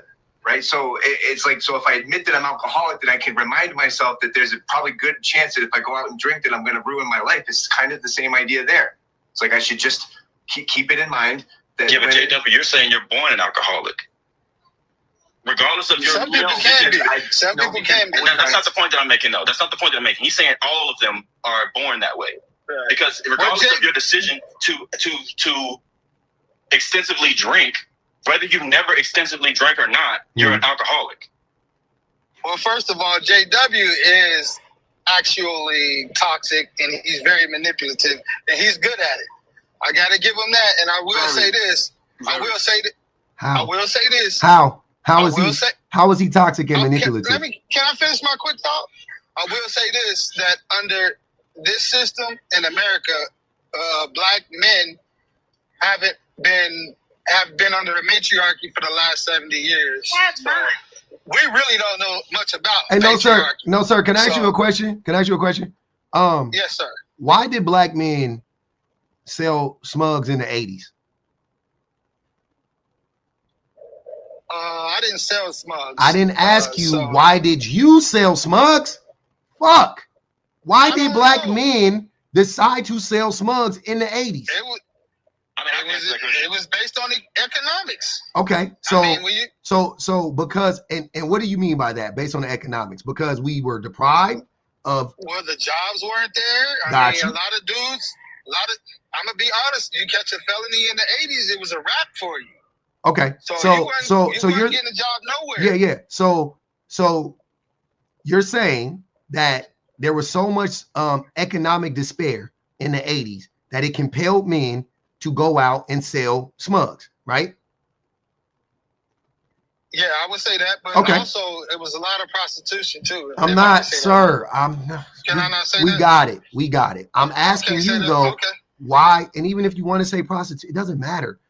The point is, the reason men were doing that, the same reason women are selling their bodies, is the same reason men are selling smugs for money. And why are we doing that? Why do we need money? Why is it so hard for us to come by money? Because we're in a capitalistic society. Because it's systemic, right? It's oppression. So no. Capitalism isn't oppression. I don't agree with capitalism. It perpetuates oppression. It does. It does. It does. Okay, you guys. In human. Yes, I agree with you. In human interaction, I guess you could say it does. Yes, it influences it. Anyways, so if you create a system and you make and you set the table, right, where people are so desperate and so destitute and they don't have anything to sell, if they end up selling their bodies, is it safe for us to say that it is because of the system? But are you not benefit that kind of talk? That's not. I just want y'all to answer the question. No, sir. Is that safe to say? In the 80s, I would say so, but in the 90s, whenever it happens, that is typically going to be the case.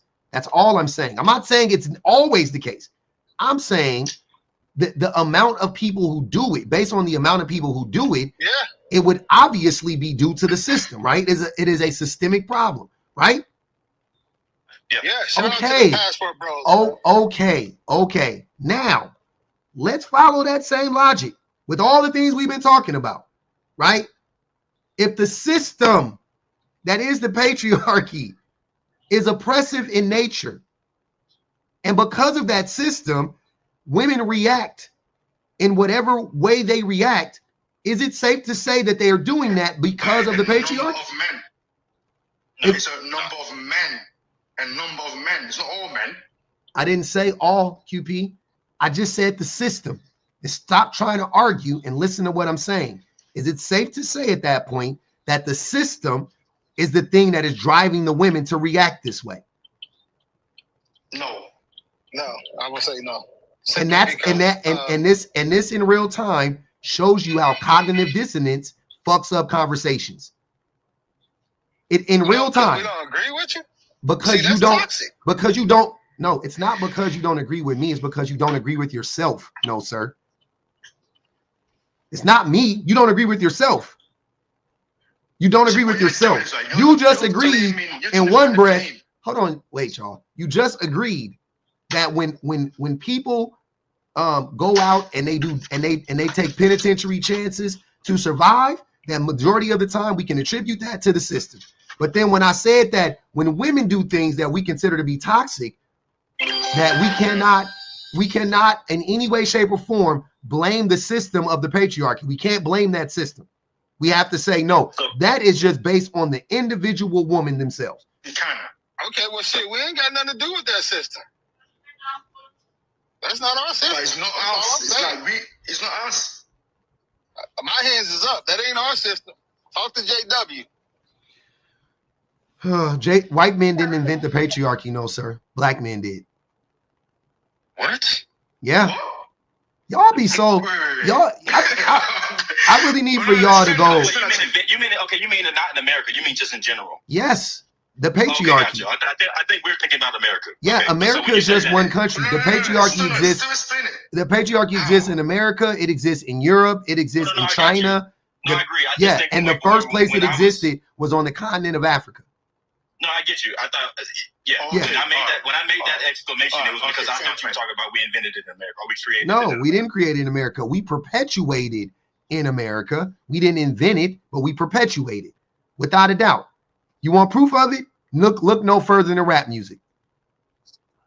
Look no further than rap music. You want proof that black men perpetuate the patriarchy? Look no further than rap music.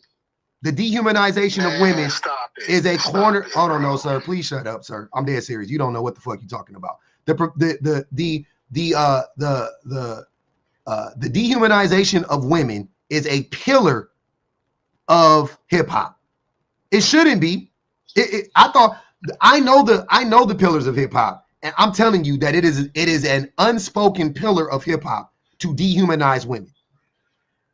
Bitches, hoes, sluts, calling women, QP, calling women, dehumanizing women, using dehumanizing language of women is number one.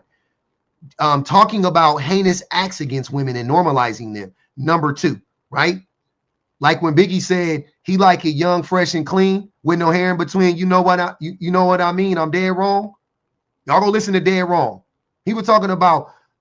He said, I don't want he said, I don't want to rape you. I just want the paper, the visa, capisce.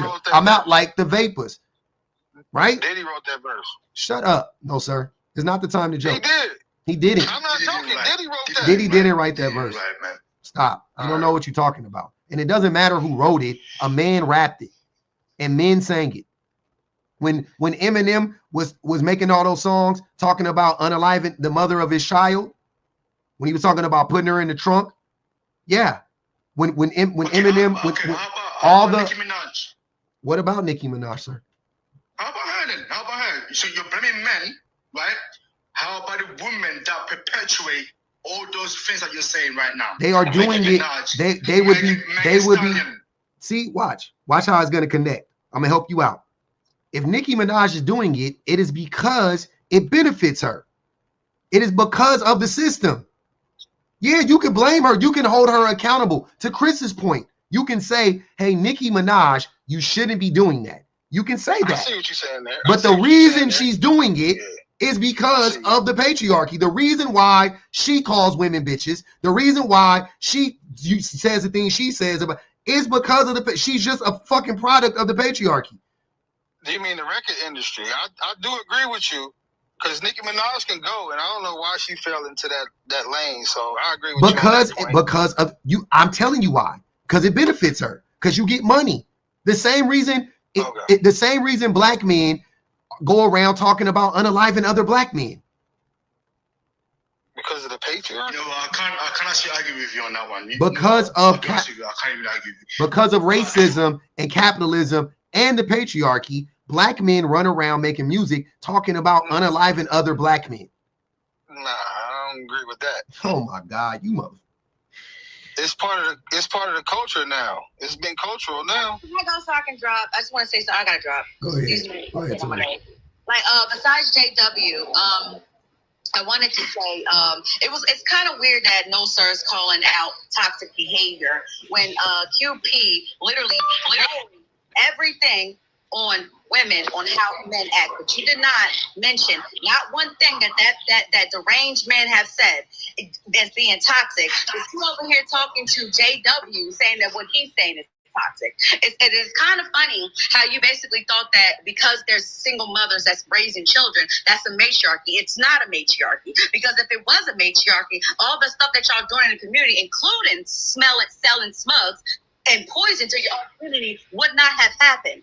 at all. So the Black community is not a matriarch. The only reason why single mothers are single mothers because men are not raising their children. Right? Mm-hmm. So you really need to stop saying that because that is bullcrap. And then as far as QP and what he's saying, he's basically saying, at first he said it was all women, but as soon as you said it, brought it back to men, he said, oh, that's toxic. Y'all both are hypocrites. And the stuff that y'all saying is coming out of feelings. You're uneducated, no, sir. And QP is just bitter. He's just a bitter. I'm no bitter. Not Tori. He's both. He's under. He might be the most uneducated person on the planet. I'm no bitter at all. And as far as somebody don't need to ever date or even look at a woman, it will be QP. The only person that I say have a little bit potential is Chris.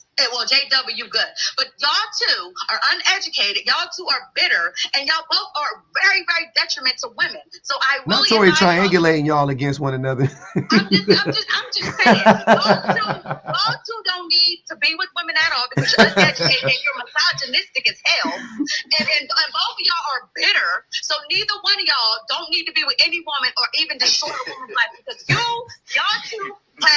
y'all will actually create bitter toxic women. That's the whole point of this whole entire discussion. QP, I advise you to get therapy. Seriously, get therapy because I don't know what your mama did to you, if you have mommy issues or what girl that left you because you cheated, but you, sir, need therapy before you even talk to a woman. Sir, you just need to get more educated. No, sir, can be a comedian. No, sir, come up here just to say stupid shit. Don't even. He does. Why do I need therapy? You, sir, are actually an embarrassment. The only reason I can't say nothing about QP is he's not even American. So I can't say. But when it comes to you, no, sir, you are not educated. And it's kind of sad that you don't even know. Most of the things you came up here and said did not even make any sense. You're not that educated, man. Not on this shit. Maybe on something else. But not on these. But QP, sir, stay away from women because you have the potential to actually harm and possibly unalive women because of your bitterness. I've never in my life put my hand on a woman. You don't have no access to women, y'all. Don't worry about it. Hey, stay away from women. And I'm going to drop because y'all need help. And thank you, JW. Chris, you have potential. Prosper, and I hope you get the education that JW and them gave you. Other than that, y'all just don't need to touch women, look at women, don't even smell women because y'all both are toxic and you're dangerous. And I'm gonna drop. Bye. Thanks, Tori. Damn body spray on there. We won't smell you. All right, hey, real quick, I got to read these super chats and things that these people sent. I think that some of these are really hilarious. Cash Me Outside said Chris is committed to not understanding. Go home, Roger. They put $1 on that boy head. Tiffany, hold on, damn, why does she want to go dark? Tiffany said, no, okay. Kid QP or Chris, please and thanks. Chris parents owes us owes us an apology. Catch Me Outside said QP parents owed. Charlene said $2 on QP because neglectful fathers share blame. 100%. Erica said, Cool K, how many times have you cheated in the past? He been dropped. I was gonna ask him, but I couldn't get to it fast enough. Eat Pray Yoga said, drop Chris. These guys are weird. I wish we had a site to look up what these guys say on social media to be warned, especially guys like QP. Maud says they're literally trying to dominate the convo. Yeah. Miss Chrissy Baby said, Chris, QP, and no sir behavior is toxic. You guys said we need to vet, right? Women run away from these types, and they proud mask too. To Nigel, what up to Nigel? She said, y'all think women sell cat because y'all are quote unquote, attractive? Everyone point and laugh collectively. Oh man. Joanna said, in a capitalist society, a person will sell their children if they have nothing to sell. Thankfully, most have their labor to sell. Absolutely, Joanna. Exactly. That's what I'm saying. It's wild to not understand like why women or men do the things that we do. We need to understand why so we can correct it. That's what this conversation is about. What up, Mello? Hey, Bub, I'm sitting there listening to everything. This topic is pretty, I don't know. It's the way you kind of worded it. I had to tell you, coming from, seeing a lot of toxic stuff, I can't say men are responsible. Men are responsible for some toxicity. Everyone is responsible for their own toxicity. It can't be caused by someone else because you're in control of how you respond or how you react to anything. It's your decision. That's interesting. Did you wanted to say something, Chris? I saw you say something in the comments. You can go ahead, brother. No, I just said it's funny the people that talk about toxicity are the most toxic, but that's neither here nor there. Who's the most toxic? I mean, people talking about parents and all these other comments that they're making, that's toxic behavior. But I guess we're not gonna call that out. It's funny. It's funny. I guess it's funny when it's on TikTok. So what was toxic about what they were, because they said that your parents owes us an apology? I mean, they're talking about people that they don't even know. They're talking about people's parents, they're talking about people's family members, all these other things, right? That would be considered toxic behavior in my opinion. Maybe not to you. Yeah. But to me that's toxic behavior. Can I ask you a question? If they're talking about your family, who does that hurt? Does that hurt you, or does that hurt the group of, does that hurt everybody, like collectively, like the group of us? Well, it depends on how you want to look at it, but in general, I guess more directly, it hurts me. It hurts you directly. Okay. Now, when you say it can stuff, also help the public too, because wait, it doesn't though. But it could, because there's certain things called influence, like we talked about earlier. It doesn't, but it doesn't though. Okay. That's what I'm saying. All right. It doesn't. It directly hurts you. If they talk about your parents, you specifically, it hurts you, right? Now, right. And what? But you're talking about a group of people. So you're talking about. What do you mean I'm talking about a group of people? We're talking. We're having this whole conversation based around groups of people, men and women, whole groups of people. Yeah, but the statement I just made wasn't about groups of people. It was about the people specifically that made those comments. I know. You're trying to act like you're trying to equate you being toxic because you are, and the things you were saying are toxic. That's your opinion. And what I'm saying is the reason why I would consider you to be toxic and nothing you say to be funny is because the things you are saying hurts a group of people. And the things they're saying only hurt you. And they're only reacting to you saying things that hurt a group of people. So you deserve it. Be toxic if you're hurting groups of people? Huh? Chris, that was the exact point. You can only be toxic if you're hurting groups of people? No. Go ahead, JW. You just missed the whole point of the entire prompt. Public just laid it out very clearly. It's like you're offended because a couple of people made a comment about the way that your family is, or that and this is a response to the way that you're carrying yourself through this conversation, because if you haven't noticed, there's nobody attacking myself or public at the moment. Yeah, because you agree with them, of course. That's how echo chambers work. How's it an echo chamber if you're in here? It's an echo chamber because no one in here disagrees with you. So Mello, wait. Hold on, wait. So Mello doesn't disagree. You don't disagree. QP doesn't disagree. No sir doesn't disagree. I had 10 dudes up here that disagree with me, and you talking and you're that's not what I'm talking about. You don't know what an echo chamber. Hold on. Take it, Chris, take it back. It's not an echo chamber. I disagree. It can't be an echo chamber if everybody. The vast majority of people in here agree with you. That still is not an echo chamber. That's what I'm trying to tell you. That's still not an echo chamber. It's not. An echo chamber is when every. What is an echo? Okay. There's a group of people who are reacting to the things you're saying, Chris. That's what the prompt is. This is why, right? This is why every time someone comes up with a different opinion, they get attacked in the comments. I'm sick of it. Every time. Thank you for the vicious non-point. We appreciate that. That's the point that I'm making. Hold on, wait, y'all. That's the point that I'm making. Hold on, wait, Chris. So I'm going to read you the definition of an echo chamber so you can stop using the word wrong, because you're not using it properly. So an echo chamber is an environment where a person only, and this part is highlighted, only encounters information or opinions that reflect and reinforce their own. You can't say that when I have Mello, you, QP, no sir, and however many other dudes that came up here to disagree with me. And not only do I have you guys up here, I only want you guys up here to be honest with you. It's not even that like it's funny you start reading. It's funny you start reading. Why? It also says, and alternative ideas are not considered, which is exactly what you're doing right now. Anyone that disagrees with you, you basically dismiss it. Everyone in the comment section will dismiss it. They will not take it for any type of consideration because it disagrees with their point of view. I disagree with public on the toxic thing. I think I didn't know this was real live. Hold on, wait. You're missing what JW is saying. Look, hold on, go ahead, JW, say it.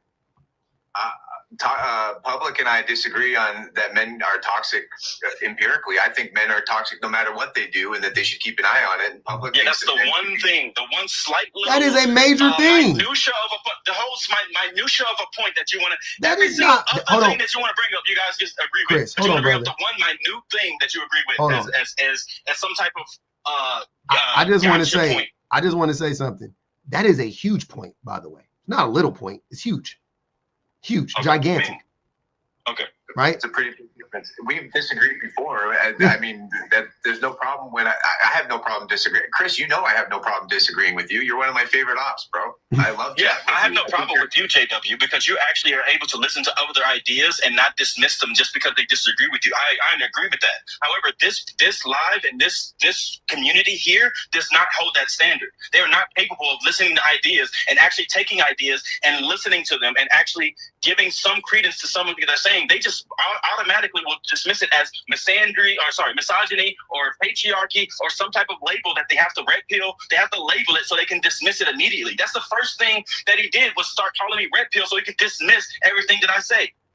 That's what happens in here. It's not an actual conversation where it's trying to hear different ideas. I didn't. I want you to understand something, Chris. I'm gonna say something that's going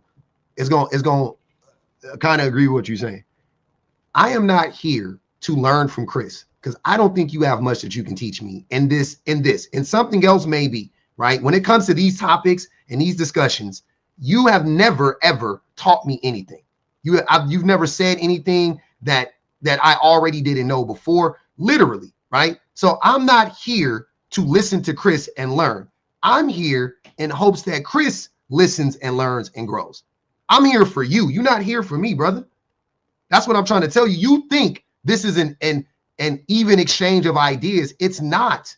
You are punching out of your weight class. And I'm not, and I don't know, and I'm sorry, this might be my neurospiciness. I don't know how else to word it.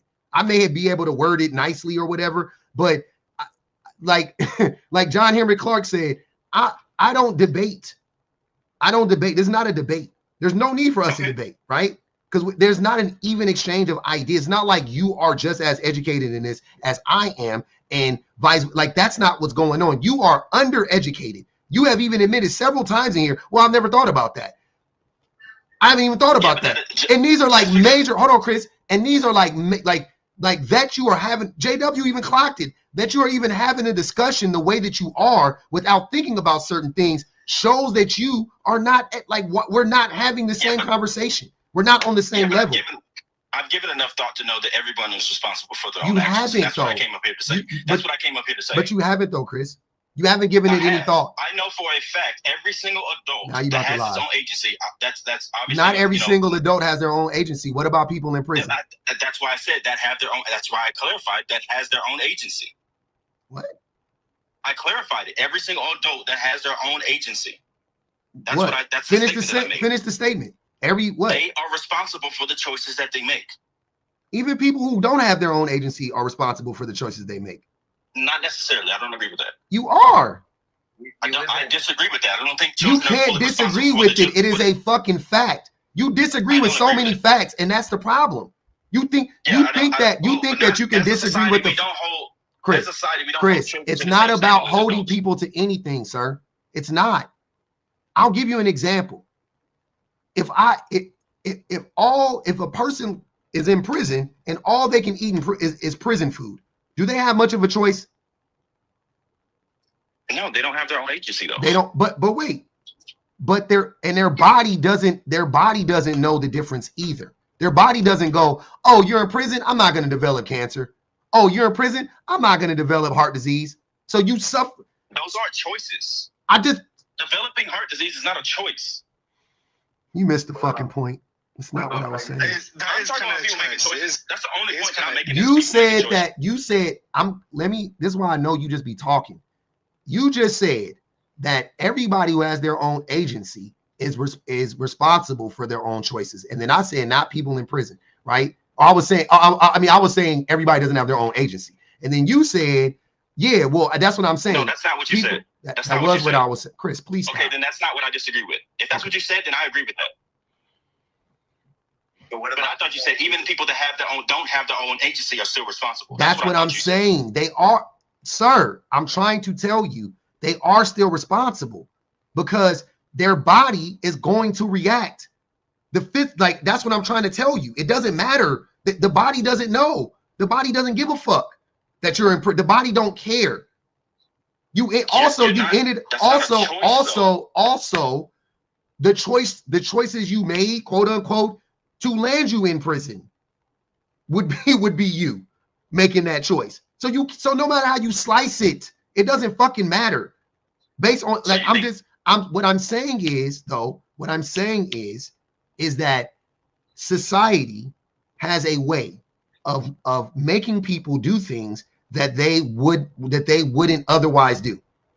Society has a way of corralling people and putting people in boxes and putting people on certain paths and things of that nature via being ostracized, via hearing it over and over and over again on the radio or in music or on a movie or reading it over and over and over again in a book. Society has a way of doing that.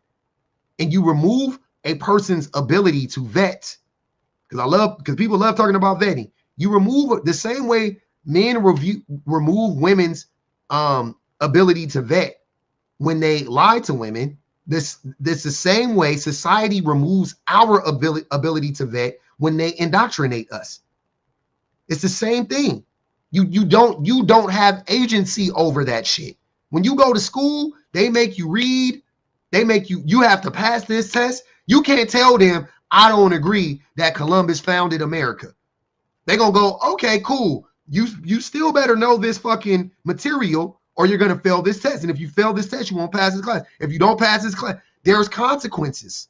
That's what I'm saying. Regardless if you like it or not, that's the point. This society does that. I'm not saying there won't be consequences. That's not what I'm saying. You're misconstruing what I'm saying. Okay. I'm not saying there won't be consequences. Of course, there's consequences for every action that you take. It's not your... That's exactly the point of the prompt. No, it isn't. No, it isn't. The fact that you think it is crazy. The claim behind the prompt is that there are reactions to the way that we act as men. The way that we carry ourselves is creating the toxic reaction from women. The only reason women are screaming for B, that they're interested in choosing the bear, that they're even having these conversations at all, is because of the behaviors and the actions of men and how we are acting and perpetuating those behaviors. If we correct those behaviors, there's a good chance maybe they might not be interested in the 4B movement. You don't even agree with that. You don't even agree with that, JW. You don't even agree with that. Yes, because you constantly made the statement that regardless of decisions that we make, we're still misogynistic. We're still contributing to the patriarchy, regardless of what decisions we make. I'm saying that it's still a proclivity in the way we act, and that it takes a conscious effort, which is why most men decide not to do it, because it takes emotional effort. And they're not interested in that because we're tied up in what society needs us to do, as far as being the fucking leader of the household and providing for our families and going out and working 60 hours a fucking week. It's like, so we're emotionally lazy for a lot of reasons, and we're not interested in that kind of growth and development. And so it's complicated. So to keep an eye on that proclivity, the toxic nature that we have innately and been socialized to believe, is something that is strenuous to keep an eye on. So it's easier to just be a man at surface level and expect a woman to have any interest in us, to have the entitled position that she should carry my baby, or that she should marry me, or that she should be interested in me. It's like, think about why do you bring it there though? So it's like, if you don't spend a lot of your time trying to dismantle the patriarchy, then all of a sudden you want to oppress women. Yes. Like, that's not true. That's 100% true.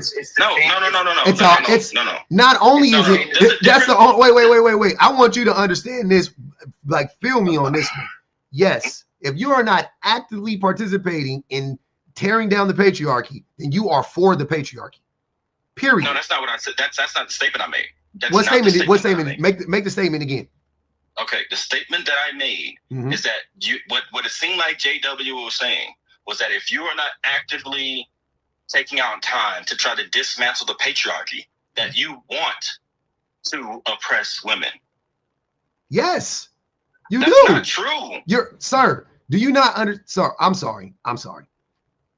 If you are, we take it to prison. If you are a guard in the prison, and a part of your job should be to protect the inmates from each other, from each other, right? Okay.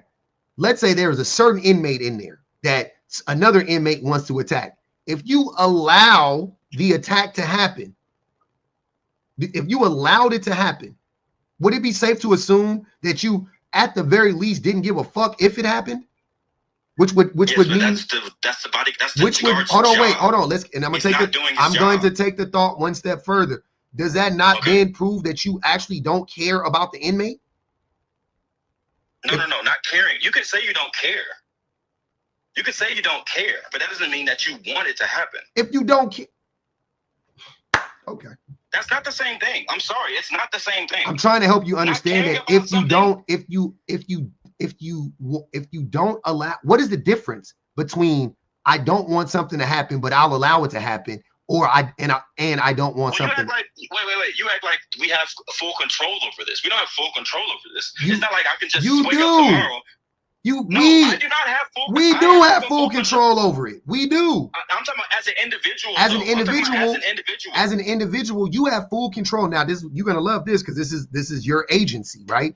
You have full control over how you treat women, how you treat men, how you treat children, how you treat the LGBTQIA community, how you treat poor people or people more poor than you, how you have agency over that, right? So that's one. That's number one. And then number two, you also have the ability to go out and talk to other men about it, or you also have you have the ability to stop men from doing certain harmful things, right? And check men. If you can't stop them, check them, right? They say something harmful, you go, wait, that's toxic. You shouldn't be saying that. Or why do you think or whatever the fuck it is, you have the conversation with them, right? I'm saying, and what JW is saying is, if you're not doing all of those things, then you are pro-patriarchy. You are for it. You're not against it. Because it's either or. That's what I'm trying to tell you. It's either or. In this instance, it's either or. You are either against it or you are for it. So what side are you on? Are you for it or are you against it? You can be against it, but still not take actions. Then you're not against it. That's not true. I disagree. God. Because the way I think about how do you have a wife? How do you have a woman? How do women deal with you? Seriously. Here's the way I think about it. Because when I think about it in the same with systemic racism, right? I'm not expecting every single YT person to take out time of their day to try to dismantle systemic racism. Then raise your expectations. Then raise your expectations. Let me finish my statement. No, fuck that. Raise your expectations then. If you don't expect that, you should raise your expectations. I do. What I'm saying is that I am not going to then say because they don't do those things that they want racism to exist. I 100%, 1000%. If a white person tells me the same thing you saying about racism, they are racist. I'm going to tell them to their face. To any white person listening, if you are agnostic to racism, you are racist. Racism is an action. Misogyny is an action. Misandry is an action. All of these things are actions. You can't label someone that has never done anything in relation to these type of characteristics, if you will, right? And label them if they've never committed actions towards Chris, if you worked at a bank and somebody wanted to rob the bank and you left the vault open and you know somebody gonna come in and rob the bank. You know it. That's your responsibility. That's different. It's not. Hold every single citizen responsible for the things that go on every single day. Okay. So, how many different things can we put our efforts towards, right? Let's say I spend majority of my time trying to dismantle racism and misandry, and then what about misogyny? What about slavery? What about misogyny? What about slavery? What about sex trafficking? What about, like, how many issues do I have to spend time in my day? I'll tell you how to do it. I'm part of the problem. I'll tell you how to do it, and this is why I have completely abandoned, for the most, I shouldn't say completely, but I pretty much all but abandoned every other institution in the world and in this country, right? If you want to end all those things, all you have to do is dismantle the patriarchy. If you want to end racism, dismantle the patriarchy. If you want to end sex trafficking, dismantle the patriarchy. If you want to end capitalism, dismantle the patriarchy. I want to end capitalism. That's all you have to do, right? That is the boss of all bosses. You have to dismantle the patriarchy. That's why you don't catch me in no white people shouldn't be allowed to wear box braids, and I don't do none of that. I don't do those lies. That's not my thing, right? Y'all want to talk that? Y'all want to talk to white people about that shit? Fine. I think there's a place for it. I don't have a problem with it. I'm just saying it's not. I think you have to fight several battles, because even if you get a white person to fight against racism, now you have to get them to fight against the patriarchy. But if you get them to fight against the patriarchy, they'll automatically fight against racism. It'll take care of itself. So if you are you'd have to break that down for me. Because all of these systems are built on top of the patriarchy. All of them, the patriarchy is the foundation. So if you wanted to topple all the systems, you would just have to go to the foundation. It's like playing Jenga, right? If you pull a fucking racism is like in the middle of the fucking the stack, and fucking capitalism is at the top of the stack, and classism is a third of the way down. The fucking patriarchy is at the bottom. It's the foundation. Try to fuck with one of those, shit gonna get to moving. That's what I'm trying to tell you. So you think let's just say we could redo history. Okay. And back in, let's say, the 1600s, when the slave trade started, and let's say it was a matriarchy, you would think that they wouldn't have allowed slaves. Yes, the matriarchy by nature. But there's slaves in matriarchal systems. There's not. Name it. In Africa, there's definitely slaves in matriarchal systems. Where? Name the society. Let me look it up before. Yeah. Sure, I'll look it up for you. Yeah, go ahead. Name the society that the matriarchy exists, where women run the society, and then there are slaves. I would love to see it. The other part of this whole conversation, it's like, Chris, you understand individual responsibility. This is all we're saying, is that if each man takes on the individual responsibility to stop creating toxic women by virtue of the way that they function and hold themselves and act and treat women and patronize them and look down at them and all that stuff. Like if you individually take the responsibility to make some sort of an effort to stop doing that, then collectively it starts to get better. Yep. But it starts at home. Let me read these real quick. Catch Me Outside put 20 on Chris. That's about that got to be 30 on Chris' head, if I'm not mistaken. Brianna said he's conflating consider with accept. Yes, that's true. Yep. Venice says why does this shit keep going black? Venice says tell Chris to stop crying like a little bit. Catch Me Outside said we don't care. You and your misogyny are trash. Catch Me Outside said Chris is committed to not understanding. Go home, Roger. I think I read that one already. Miss Chrissy Baby said you can't force the listeners to not hear your words are toxic. Your words make the listeners think you're toxic. An echo chamber would only have people in the boxes that agree. I know he was fighting tooth and nail against that shit for some weird reason. Chris thinks we're responsible for our own actions, and yet he can't control himself enough to stop interrupting people. Drop him. He's highly emotional. Another 5 on Crybaby Chris and QP Head. These guys are whack, weirdo crybabies. Erica said, we don't care, Chris. Cry to your mama, Buki. Marine says, y'all quote unquote different ideas be misogyny.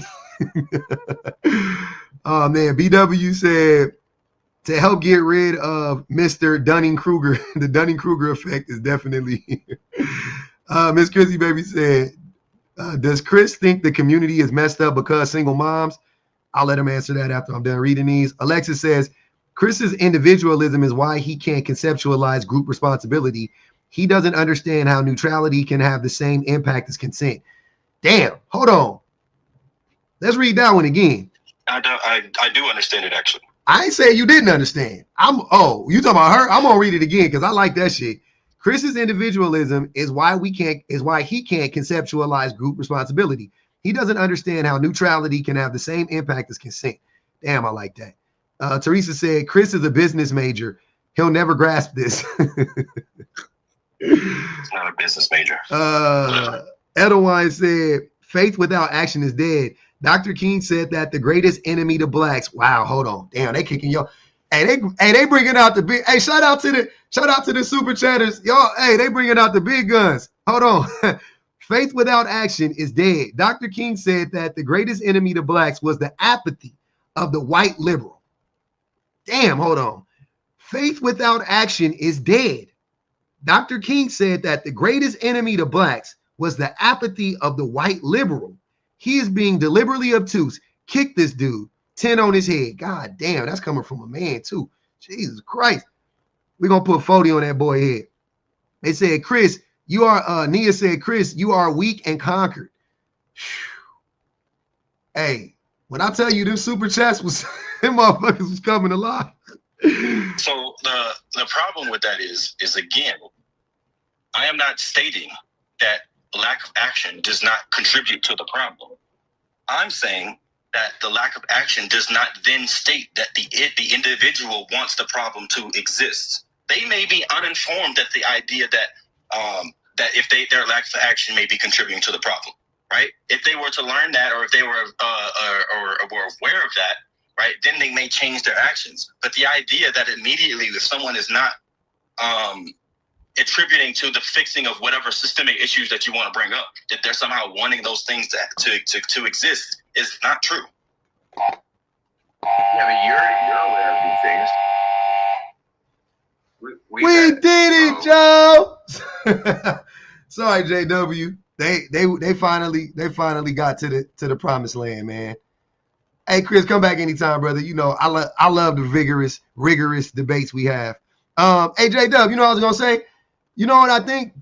I don't think what you're saying and I'm saying, I don't think it actually is a major issue. I don't think it actually fucking matters. I don't think that what you're saying hurts us at all. So I disagree that it's a major issue. I disagree. I thought about it. Got rid of anyone that disagrees. I didn't. You've been up here for over an hour. I didn't get rid of anybody, but the crowd said no more. But yeah, I don't think you thinking that every man is toxic is harmful to men.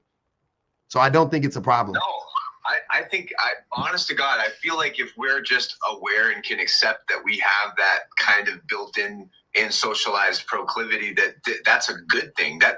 I think that's what proper men do orient themselves as. Like proper men who become successful, they understand that they are inherently and socialized into dangerous behavior and rhetoric, and so they kind of keep that on check and then use that the shadow self, for example, like the Carl Jung talks about the knowing the shadow self very clearly. And I think that if we understand that our toxic proclivity, that's actually a good thing to be aware of that and to be okay with it and to kind of shake its hand in a sense and just understand that it's there. But the more we repress it, the more that we push it away, according to Carl Jung, the more that manifests itself.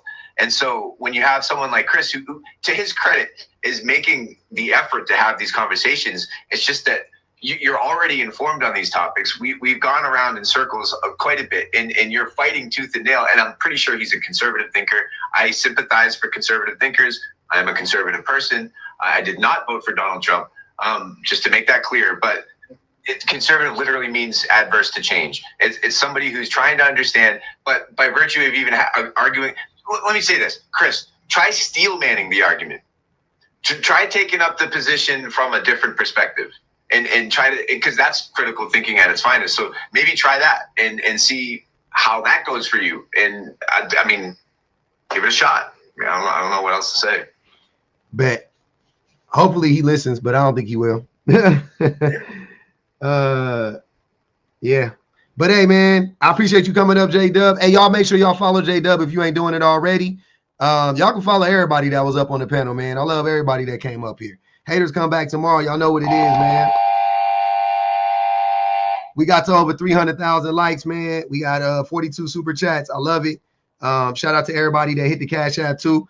The Cash Apps is tough because they just so short. They can't really say everything they need to say, but they be cooking in there. Jerome, all the pretty flowers, your favorite irritation, Teresa, Miss Chrissy, baby, Metal Kisses, Alexa, D Dandridge, Submissive Providers, T both, Joanna Washington, Reese Skyla, Eat Pray Yoga, Maud, to Nigel, BW, Edewine, Nia X. I appreciate y'all. I really gotta go. It's 2:00 on the dot. I gotta go get my baby.